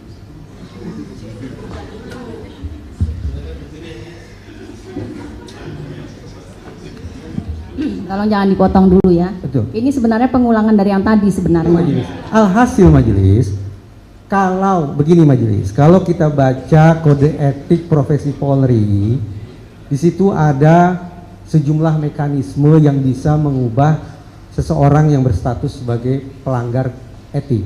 Jadi misalnya seorang personil Polri hari ini sudah disimpulkan melanggar etik, tapi lewat mekanisme etik berikutnya ada di dalam kode etik itu, bisa saja statusnya berubah. Karena itu per detik ini saya tidak punya acuan berpikir yang lain kecuali simpulan dari Mabes Polri bahwa Ibtu Rudiana selaku orang tua korban tidak melakukan pelanggaran etik. Karena saya tidak punya pilihan, maka saya anggap saya harus menganggap Ibtu Rudiana tidak melakukan pelanggaran etik apapun. Saya harus memandang Ibtu Rudiana tidak membuat laporan palsu. Saya harus memandang Ibtu Rudiana tidak melakukan penyiksaan, baik dengan tangannya sendiri maupun mengorkestrasi pihak lain. Dan saya harus tidak boleh lagi memandang Ibtu Rudiana kehilangan objektivitasnya, mengacu pada simpulan Mabes Polri. Maaf yang mulia, saudara ahli, saya senang menjawaban saudara ahli, tapi tanpa mengurangi rasa hormat saya pada ahli. Pernyataan maaf saudara ahli dan kesimpulan Mabes itu sangat melukai dan membuat klien kami Saka Tatal yang mengalami penyiksaan dan mengalami hal tersebut agak terluka, kira-kira seperti itu. Tapi sekiranya itu hanya pendapat masih menyindir, mungkin saya pikir mungkin lebih jauh dari itu gitu. Tapi agak aneh aja kami gitu, karena yang kami perjuangkan saksi-saksi ini adalah menguji kembali bahwa bukti mereka ada penyiksaan itu. Tapi masalah itu internal ya. Jadi diluruskan. Ini kan pendapat dari ahli sendiri, ya. Itu pendapat dari kuasa hukum sendiri. Jadi tidak bisa kita paksakan isi kepala orang sama dengan isi kepala kita, gitu loh. Itu pendapat dari ahli yang mengalami sendiri, apa yang dialami sendiri, apa yang dipikir sendiri. Seperti itu kan? Itu. Jadi bukan berarti melukai atau bagaimana. Ini untuk dirinya sendiri, untuk diri si ahli sendiri, gitu loh. Kembali lagi ke pertanyaan yang berdasarkan keahlian dari ahli. Silakan lanjut yang kedua tadi. Yang kedua tentang apa, saudara profesor? Maaf saya lupa. Saya fokusnya tadi tentang kan pertama, coba saya kembali bahwa peran dominan daripada ayah Eki. Nah, kedua, pembiaran yang dibiarkan oleh Polri tidak melakukan satu, berbeda dengan kasus Sambo dulu. Nah, kalau kasus Sambo itu kan aktif gitu. Ketika dia mengaku ini harusnya kan Polri ini kan aktif gitu. Makanya saya butuhkan pendapat ahli dengan berbagai pengalaman sehingga bagaimana sikap Polri. Karena dalam keterangan itu saudara dengan menjelaskan bahwa kalau di Amerika itu, kalau di sini kita lihat kayaknya kita sebagai lawyer mencari, membuktikan, padahal bukti contohnya nih hasil olah TKP itu ada di Polsek gitu. Kalau Pak Jaksa minta kepolisian nunjukin ke majelis hakim, Farhad, ini nopum kamu kurang, sebenarnya ini selesai ini persoalan gitu. Nah tapi itu kan tidak terjadi. Bahkan lagi kayak membuat teka-teki kepada kami sebagai pengacara yang tidak memiliki kapasitas untuk menjangkau bukti yang ada pada tahun 2016 lalu, sehingga jaksa-jaksa yang hadir pada hari ini juga tetap kekeh. Tapi setelah berganti seragam saya lihat agak berubah, udah mulai rasa empatinya udah ada, ini udah terasa. Begitu juga Ibu Hakim, mungkin di Bandung ada Hakim Eman, tapi di sini ada Hakim Emansipasi, tiga-tiganya perempuan. Kami hargai Ibu Hakim. Nah jadi kita minta kepada ahli untuk sesuai dengan keahliannya menjelaskan sehingga siapa tahu bisa didengar oleh Polri, sehingga bisa turun tim sembari berjalan ini kemudian mengeksaminasi ataupun memeriksa kembali dan menghadirkan dan meluruskan. Karena catatannya para ahli yang ngomong kiri kanan di luar seolah-olah Farhad Abbas dan tim Krisnamurti, Bu Titin ingin mengalihkan pembunuhan berencana dan pemerkosaan ini ke arah lalu lintas, seolah-olah tidak nyambung. Padahal dalam pembuktian memang ada proses itu dan ada kesimpulan daripada polisi lalu lintas yang melakukan oleh TKP. Kalaupun hakim merubah kejadian ini menjadi lalu lintas, bukan sesuatu yang direkayasa atau imajinasi kami, tapi berdasarkan penyidikan yang telah dilakukan Polda Jawa Barat dengan 2 LP. Yang pertama kecelakaan lalu lintas dan yang kedua kejahatan pembunuhan berencana. Nah, kita juga nggak punya LP lalu lintasnya disembunyikan kemana, karena hakim menganggap saat ini peradilan pasif. Tapi untuk mengungkap kebenaran materi itu bagaimana caranya gitu. Saya sampaikan kepada Ibu Majelis bahwa Ibu sekarang menjadi sorotan. Ya kalau Ibu melakukan satu terobosan boleh mengundang Kapolres dan mengadakan polisi-polisi yang hadir. Yang saat ini kita kirim surat tidak hadir juga saat ini. Udah dikirim Bu Titin suratnya? Pertanyaan ke ahlinya apa? Pertanyaan ahlinya, apakah kondisi seperti ini layak untuk perbaikan Polri atau untuk keadilan tersangka? Saya Ini berdasarkan keahlian ya? betul Majelis. Mudah-mudahan saya bisa jawab sesuai dengan apa yang saya ketahui Majelis. Dan saya bisa bertanggungjawabkan dari sisi ketersediaan data untuk itu. Begini Majelis, saya ingin ulangi kembali apa yang saya sampaikan tadi, bahwa saya menangkap kesan setelah membaca berkas. Saya menangkap kesan bahwa proses pengungkapan peristiwa Cirebon 2016 itu, sebagaimana yang tercermin di dalam berkas yang saya baca, ini adalah boleh jadi merupakan contoh proses pengungkapan kasus, pengungkapan fakta, penegakan hukum, bahkan mungkin proses persidangan yang terlalu mengandalkan pada keterangan. False confession menjadi terbuka kemungkinannya. Itu satu hal. Mudah-mudahan bisa dicatat. Yang kedua, tadi saya sempat menyampaikan kepada majelis tentang bagaimana saya secara sungguh-sungguh mencoba memahami peristiwa tahun 2016 dengan mencermati halaman demi halaman yang ada di dalam berkas. Termasuk saya mencoba berinisiatif mencari ekstraksi data atau bukti komunikasi elektronik, baik itu komunikasi elektronik para tersangka, terdakwa, sekarang terpidana, dan juga bukti komunikasi elektronik serinci-rincinya pada gawai kedua korban. Saya tidak bicara tentang aspek atau sisi IT-nya, tapi saya mencari bukti komunikasinya, substansinya, siapa dengan siapa, tentang apa, pada jam, menit, detik keberapa. Ternyata yang saya cari ini tidak ada false confession, dan yang kedua, ketidaktersediaan data dalam berkas hukum. Secara kebetulan majelis terbersit di hati saya, karena saya pernah membaca referensi, terbersit di hati saya, yang tentu saja bisa diuji majelis. Kenapa kesannya ada kesamaan antara kasus ini, pengungkapannya, dengan temuan Conviction Integrity Unit, bahwa terjadinya salah pemidanaan terhadap terdakwa dominan disebabkan oleh false confession, keterangan palsu, mengandalkan keterangan, amat sangat hebat keterangan, sementara bukti saintifiknya minim. Dan yang kedua, bukti-bukti yang berdasarkan studi Conviction Integrity Unit disembunyikan oleh otoritas penegakan hukum sendiri, yang padahal kalau itu dibuka bisa meringankan diri terdakwa. Ini pemikiran saya setelah membaca berkas dan membenchmarkkannya ke referensi yang pernah saya baca majelis. Tetapi saya tidak memiliki kemampuan, apalagi kewenangan untuk melakukan validasi, melakukan objektifikasi terhadap apa yang saya simpulkan tersebut. Karena itu rekomendasi saya, bukan rekomendasi ya, usulan saya dengan segala hormat majelis, ini sebetulnya sudah saya sampaikan saudara penasihat hukum secara terbuka di berbagai macam forum. Saya dengan segala kerendahan hati mengusulkan kepada Mabes Polri untuk membentuk tim khusus semacam Conviction Integrity Unit itu tadi untuk melakukan eksaminasi ke titik hulu, menemukan kembali, mengecek ulang kerja-kerja saintifik Polda Jabar pada tahun 2016. Itu saran saya.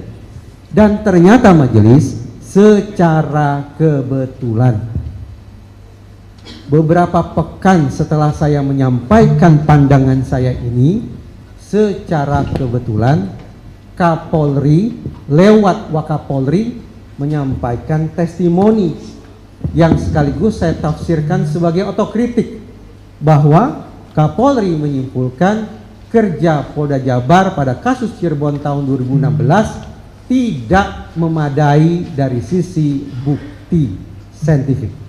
Terkonfirmasi secara tidak langsung majelis, yang menjadi pandangan saya bahwa inilah barangkali sebuah contoh pengungkapan kasus, pengungkapan fakta, penegakan hukum yang terlalu mengandalkan pada keterangan dan mengesampingkan bukti-bukti saintifik. Mudah-mudahan cukup jelas. Siap, terima kasih saudara ahli, sangat luar biasa sekali kesimpulannya. Ini intinya, semoga tersentuh di hakim dan di Mahkamah Agung nanti. Terima kasih yang mulia, cukup dari kami.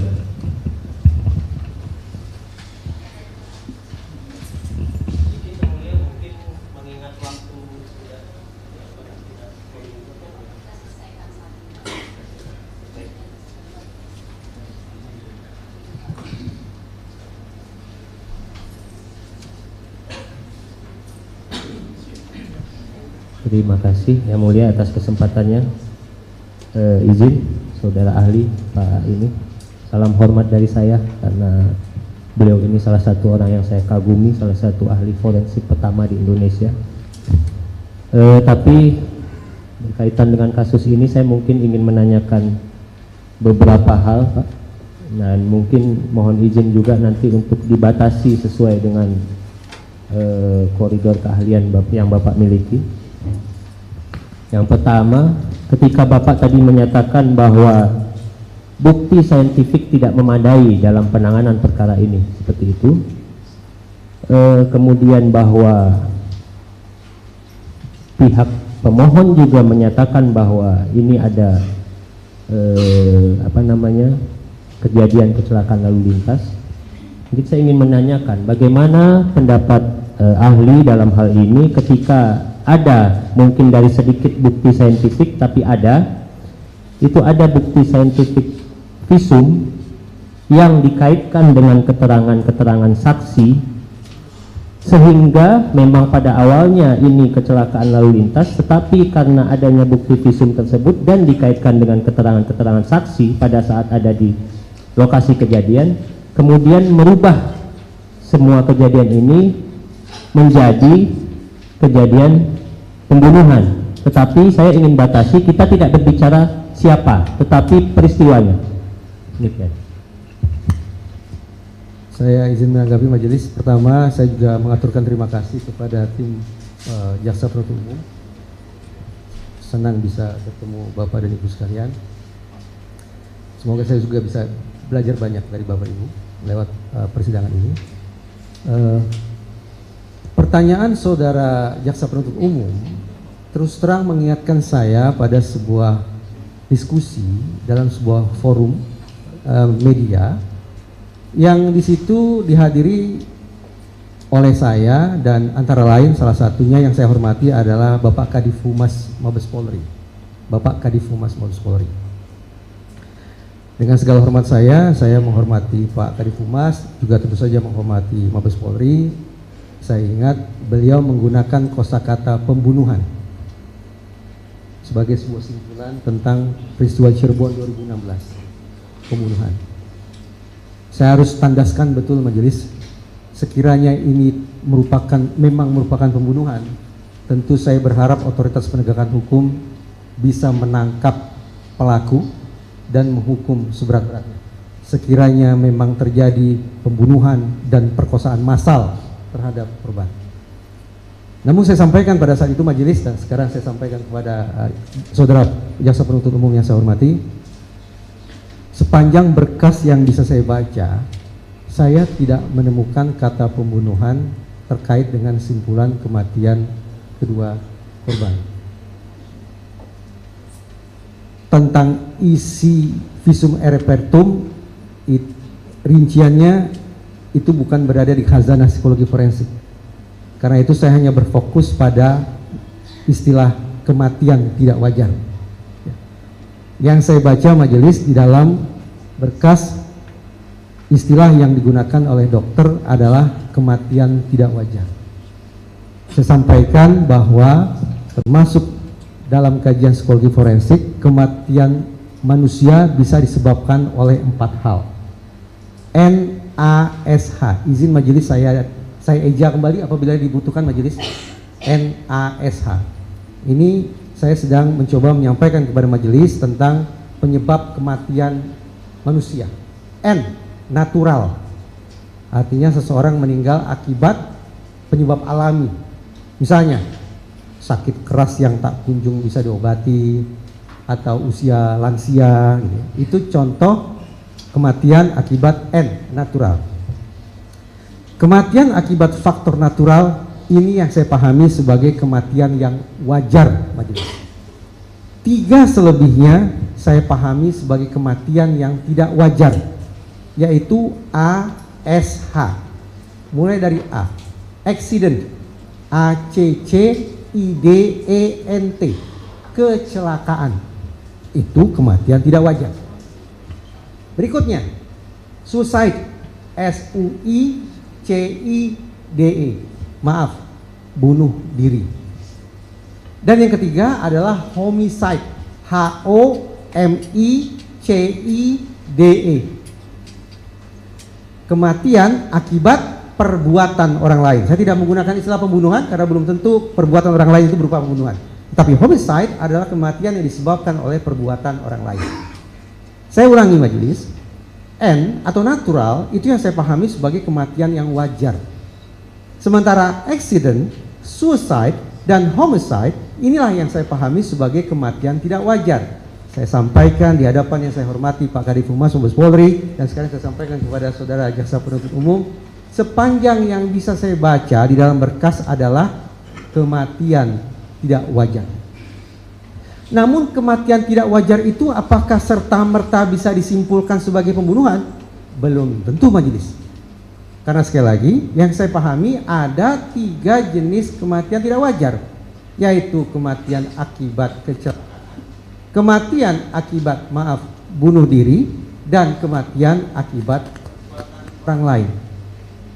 Sampai di situ saya simpulkan dalam bentuk pertanyaan majelis, bahwa kasus atau peristiwa Cirebon 2016 ini pembunuhan atau bukan pembunuhan. Sampai di sini. Jadi saya tidak berpretensi mengatakan bahwa peristiwa 2016 adalah kecelakaan, sebagaimana saya juga tidak menyimpulkan bahwa ini merupakan bunuh diri, pun saya tidak pernah menyimpulkan bahwa ini merupakan pembunuhan. Saya bertanya, kematian tidak wajar itu apakah merupakan pembunuhan? Bukan pembunuhan. Apakah akibat perbuatan orang lain? Apakah bunuh diri? atau apakah akibat kecelakaan? Demikian saudara, mudah-mudahan bisa dipahami. Mungkin melanjutkan sedikit Pak. Nah tadi sudah disampaikan seperti itu, penyebabnya kematian tidak wajar ada 3. Nah saya ingin menanyakan lebih lanjut, bagaimana terkait 3 penyebab kematian ini, yang penyebab kematian tidak wajar, apabila kemudian dikaitkan dengan adanya saksi yang menemukan kondisi atau pertama kali menemukan bahwa keadaan itu bukanlah dalam artian secara umum bukan merupakan bentuk kecelakaan seperti itu. Baik majelis, urutan berpikir saya majelis adalah saya mencoba konsekuen dengan apa yang saya sampaikan sejak awal persidangan ini. Saya akan mengandalkan pada bukti saintifik dari disiplin ilmu apapun, entah itu psikologi, entah itu kedokteran, apapun disiplin ilmu yang bisa memberikan kontribusi saintifiknya bagi pengungkapan sebuah kasus. Saya tidak memiliki kompetensi yang saya maksud bukan kewenangan tapi kecakapan untuk menilai hasil pemeriksaan dokter. Oleh karena itu saya tetap hanya pada sebuah pertanyaan, apakah ini kematian tidak wajar bisa dianggap sebagai akibat kecelakaan, ataukah bunuh diri, ataukah akibat perbuatan orang lain. Untuk langkah berikutnya adalah saya mencoba mencermati keterangan para saksi. Mudah-mudahan majelis tetap ingat bahwa posisi saya pada dasarnya adalah skeptis terhadap yang namanya keterangan. Begitu majelis. Nah, dari satu keterangan ke keterangan lain, apalagi tambah adanya penangkapan terhadap Peggy Setiawan dan kemudian juga pencabutan keterangan yang dilakukan oleh Liga Akbar dan Dede, tambah lagi testimoni dari anak Sakatatal. Dan ini catatan yang menurut saya landmark, bahwa Kapolri sekali lagi sudah menyampaikan menurut saya sebuah testimoni bahwa sekaligus otokritik bahwa kerja Polda Jabar pada tahun 2016 dalam mengungkap kasus Cirebon tidak memadai secara saintifik. Ini yang menjadi dasar bagi saya dengan segala hormat sanksi terhadap kualitas keterangan para saksi yang ada di dalam berkas tersebut. Ini pandangan umum saya. Ketika saya skeptis terhadap kualitas keterangan para saksi plus pencabutan dan seterusnya yang tadi saya sampaikan, sayang beribu sayang, pada saat yang sama di berkas yang sama saya tidak menemukan adanya bukti-bukti saintifik yang mendukung saya dari perspektif psikologis untuk sampai pada sebuah simpulan mutlak tentang apakah ini bunuh diri ataukah kecelakaan ataukah akibat perbuatan orang lain. Inilah sekali lagi yang ingin saya katakan majelis, ringkasnya sebuah proses penegakan hukum, pengungkapan kasus yang terindikasi paling tidak demikian terlalu mengandalkan pada keterangan dan menomor sekiankan bukti saintifik.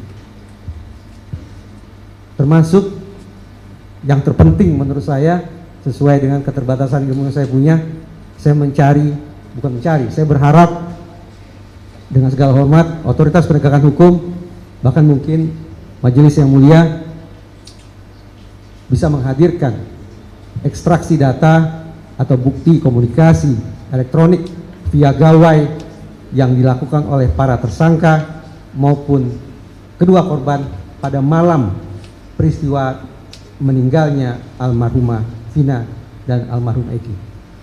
Kalau bukti komunikasi rinci itu ada, siapa dengan siapa, tentang apa, pada jam, menit, detik keberapa itu tersedia, mudah-mudahan kontribusi psikologi forensik akan lebih signifikan. Terus lepas siapapun ahli yang dihadirkan di ruang yang mulia ini. Demikian. Baik, terima kasih.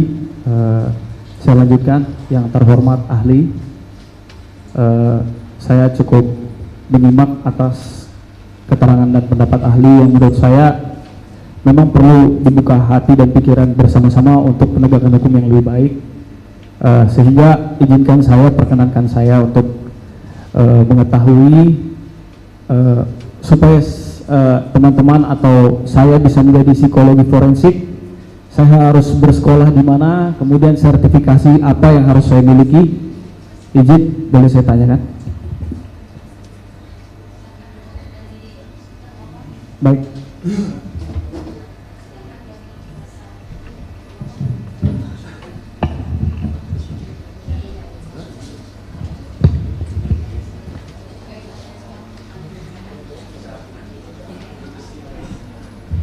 Izin majelis, saya perlu maju atau duduk? Saya maju.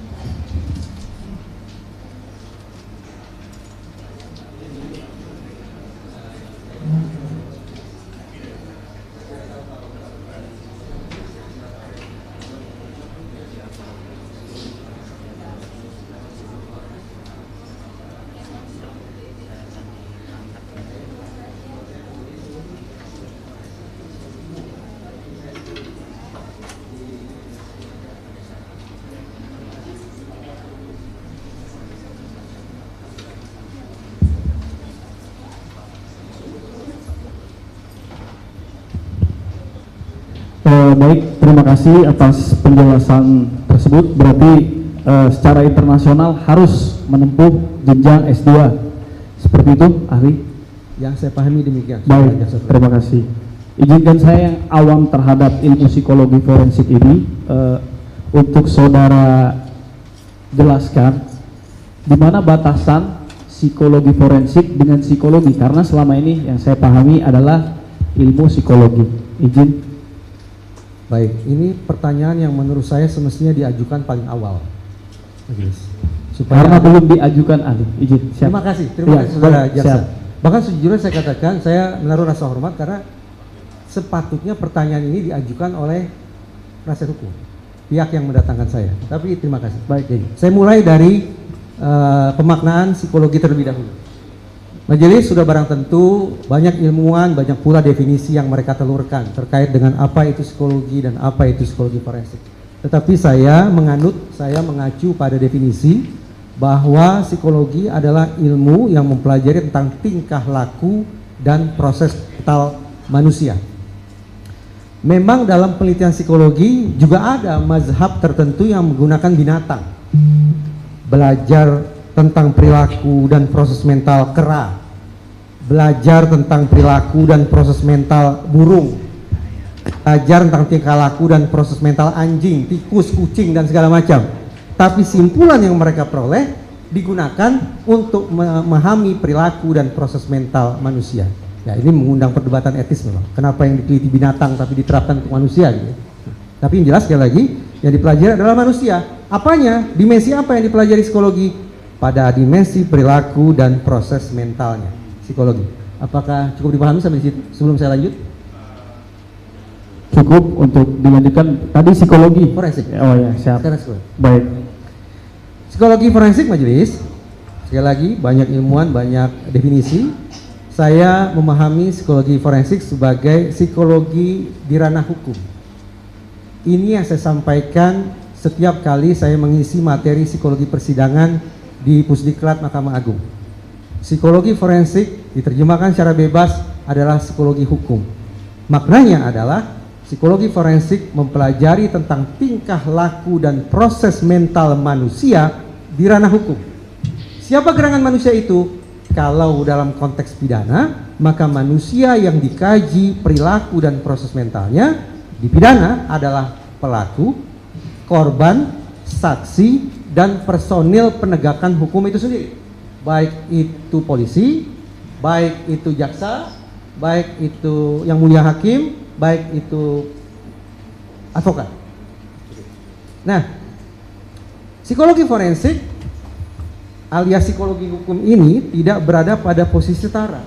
Antara psikologi dan hukum tidak berada pada posisi setara. Saya dengan segala kerendahan hati memposisikan psikologi forensik sebagai psikologi yang menghamba ke hukum, psikologi yang mendukung kerja hukum, psikologi yang menjadi supporting unit, yang menjadi backup system bagi hukum. Jadi betul-betul seperti posisi duduk saya ini, saya berada pada posisi lebih rendah daripada hukum. Kenapa? Karena posisi psikologi dalam psikologi forensik adalah menjadi backup system, mendukung, membantu, dalam kurung menghamba hukum. Semoga bisa dipahami. Baik, terima kasih. Sebelum saya masuk ke pokok pikirannya, izinkan saya juga bertanya. Karena berkas perkara ini yang diajukan PK ini berasal dari beban pembuktian yang sebelumnya memang dibebankan kepada penyidik, jaksa, ya kan. Nah, di situ secara psikologi memang jaksa berdasarkan alat bukti yang ada, walaupun tidak secara saintifik sebagaimana yang berlaku adalah pasal 184, berhasil membuktikan ataupun telah terbukti baik di putusan pertama, kemudian banding dan kasasi telah terbukti secara demikian. Dan mungkin tadi sudah disampaikan ahli telah membaca. Saya ingin bertanya ini terkait dengan psikologi forensik, karena tadi mempelajari mental dan manusia, bahwa di Indonesia ini memang yang berlaku adalah asas praduga tak bersalah atau presumption of innocence. Tapi secara psikologi, apakah bisa dijelaskan bahwa kami juga memiliki psikologi presumption of guilty? Walaupun itu sebenarnya di dalam undang-undang tidak disebutkan, tapi secara psikologi forensik kami memang sebagaimana masyarakat mempercayakan hukum kepada negara, kami wajib menjalankan hal tersebut. Untuk bisa saudara sampaikan secara psikologi forensik. Sebelum saya memberikan jawaban majelis, saya mohon izin pengertian dan pemakluman dari majelis bahwa hal berikut ini yang akan saya sampaikan adalah persis dengan yang saya sampaikan di Pusdiklat Mahkamah Agung dalam pendidikan Cakim. Begini majelis, tetap dengan menjunjung rasa hormat terhadap hukum dan otoritas penegakan hukum, termasuk otoritas Mahkamah Agung, saya mengajak peserta pendidikan untuk berdiskusi tentang seberapa jauh sesungguhnya psikologi teryakinkan oleh asumsi bahwa personil penegakan hukum, termasuk hakim, masuk ke dalam ruang sidang dengan 100% asumsi praduga tak bersalah. Demikian ya, kurang lebih. Majelis, sekali lagi tetap dengan junjung rasa hormat, saya dengan latar keilmuan yang saya punya, jelas punya keterbatasan, tidak sungguh-sungguh teryakinkan oleh asumsi itu. Mengapa? Karena yang saya pahami majelis, tolong saya dikoreksi sekiranya saya keliru. Ketika majelis masuk ke ruang sidang atau ketika persidangan ini mulai berlangsung, berkas pertama yang dibuka adalah berkas dari satu pihak, yaitu berkas yang disodorkan oleh jaksa penuntut umum. Bahwa ada bukti saintifik, ada keterangan, dan seterusnya, lengkap sekali, panjang, beratus-ratus halaman itu. Keberadaan berkas dari satu pihak itu saja potensial menggeser posisi persidangan ini dari bandul di tengah, yaitu asumsi praduga tak bersalah, menjadi asumsi bersalah. Karena sejak 0 km persidangan ini berlangsung, maksud saya persidangan bukan hanya ini majelis, tapi secara umum, ketika persidangan itu berlangsung, sejak awal, sejak 0 km, proses framing, proses terbentuknya pemikiran di dalam ruang sidang ini adalah pemikiran sebagaimana dikonstruksikan oleh jaksa penuntut umum. Itu artinya, alih-alih berada pada posisi netral asumsi praduga tak bersalah, secara manusiawi, dari sudut pandang psikologi forensik, saya lebih teryakinkan bahwa bandul itu bergerak berada di satu sisi, yaitu sisi jaksa penuntut umum. Dengan demikian, saya membayangkan betapa beratnya beban pihak di seberang jaksa penuntut umum, karena mereka mendapat kesempatan belakangan untuk menyodorkan berkas, sehingga upaya bagi mereka untuk melakukan deframing, jaksa sudah melakukan framing, penasihat hukum harus melakukan deframing, itu susahnya luar biasa menurut saya. Karena sekali lagi berkas yang mereka sodorkan baru belakangan muncul. Sementara sementara ruang sidang ini bandulnya sudah tidak lagi berada di titik nol, tidak lagi berada pada titik netral, tidak lagi berada pada asumsi praduga tak bersalah, tetapi dengan framing dari jaksa penuntut umum sudah berada di kutub asumsi praduga bersalah. Barangkali dengan segala kehendak hati majelis, apa yang saya sampaikan ini terdengar tidak begitu menyenangkan. Oleh karena itu saya tetap meminta maaf sekiranya perspektif saya ini dipandang merendahkan atau dipandang berlebihan. Tapi sejujurnya itulah salah satu poin diskusi yang saya sampaikan ketika saya menyampaikan materi tentang psikologi persidangan di Puspita Mahkamah Agung. Baik, terima kasih. Kemudian atas hal tersebut saya akan masuk ke pokok perkara. Dalam psikologi forensik, ilmu keilmuan psikologi forensik,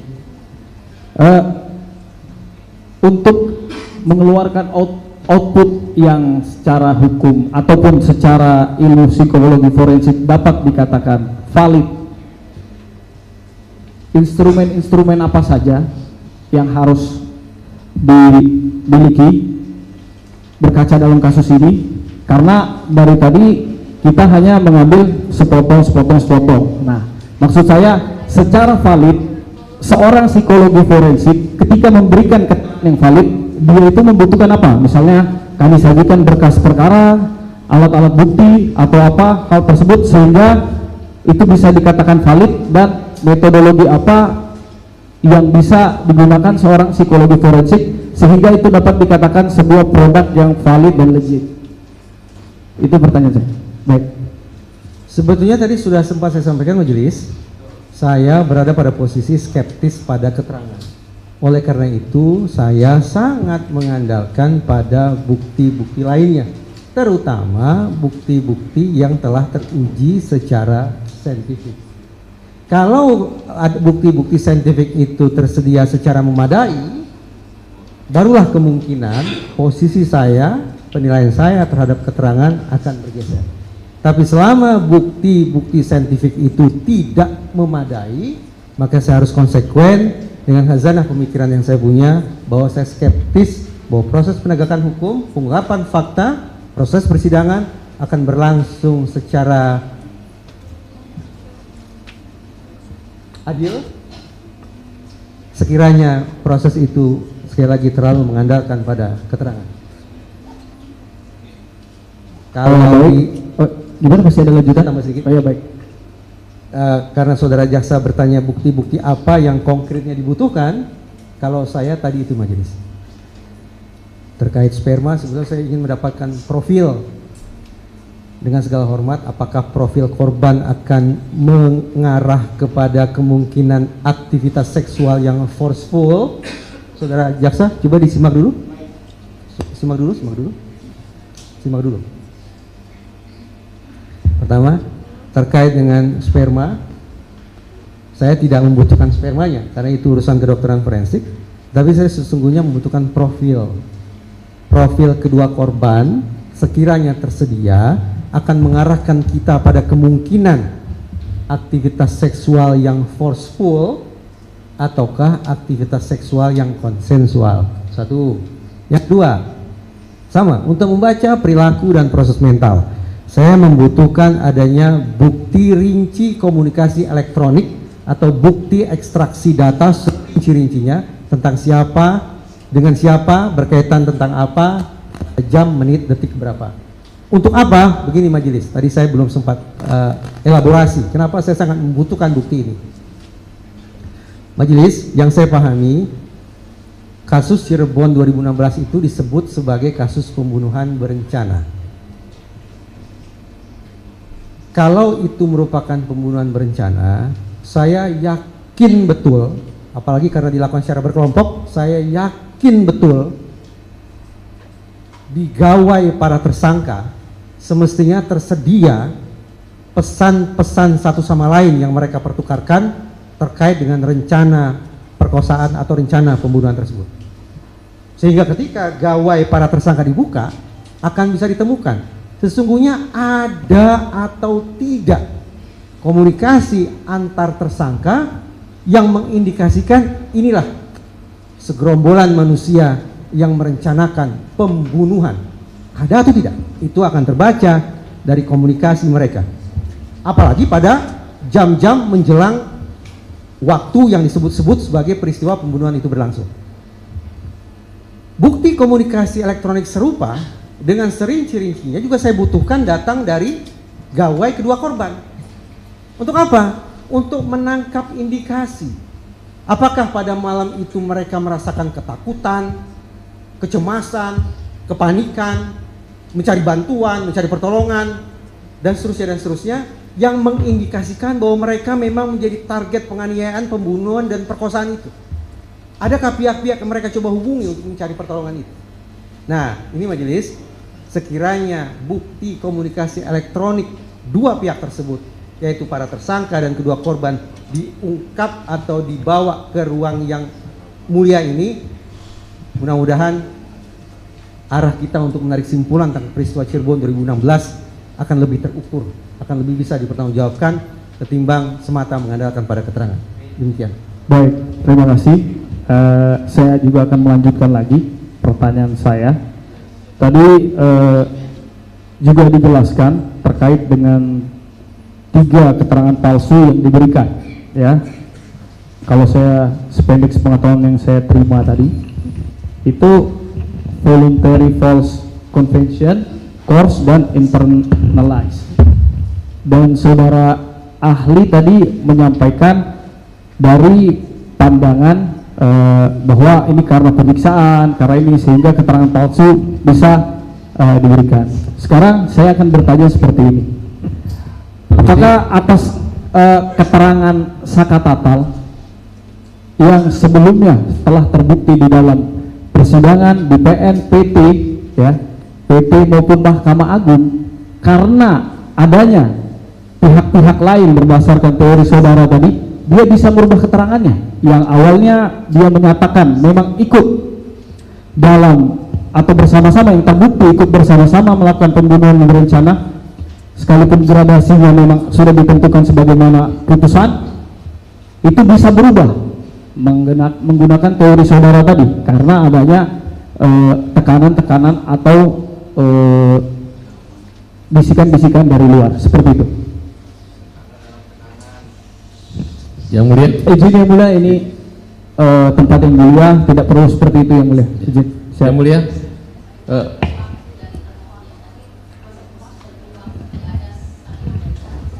sebentar yang mulia, saya mengingatkan kepada yang mulia.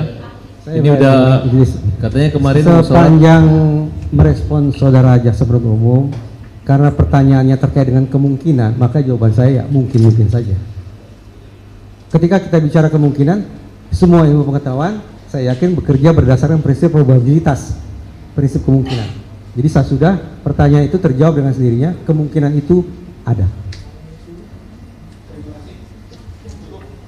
Terima kasih, cukup yang mulia. Cukup ya, dari kuasa pemohon cukup, dari termohon juga cukup. Cukup. Terima kasih untuk ahli sudah memberikan pelajaran sebenarnya untuk kami semua ya. Menjunjung tinggi prinsip jurnalisme dalam setiap tayangan terbaiknya, menghadirkan berita bernilai sebagai referensi, gelar bicara yang tajam. Tidak, ini kan kebohongan dok.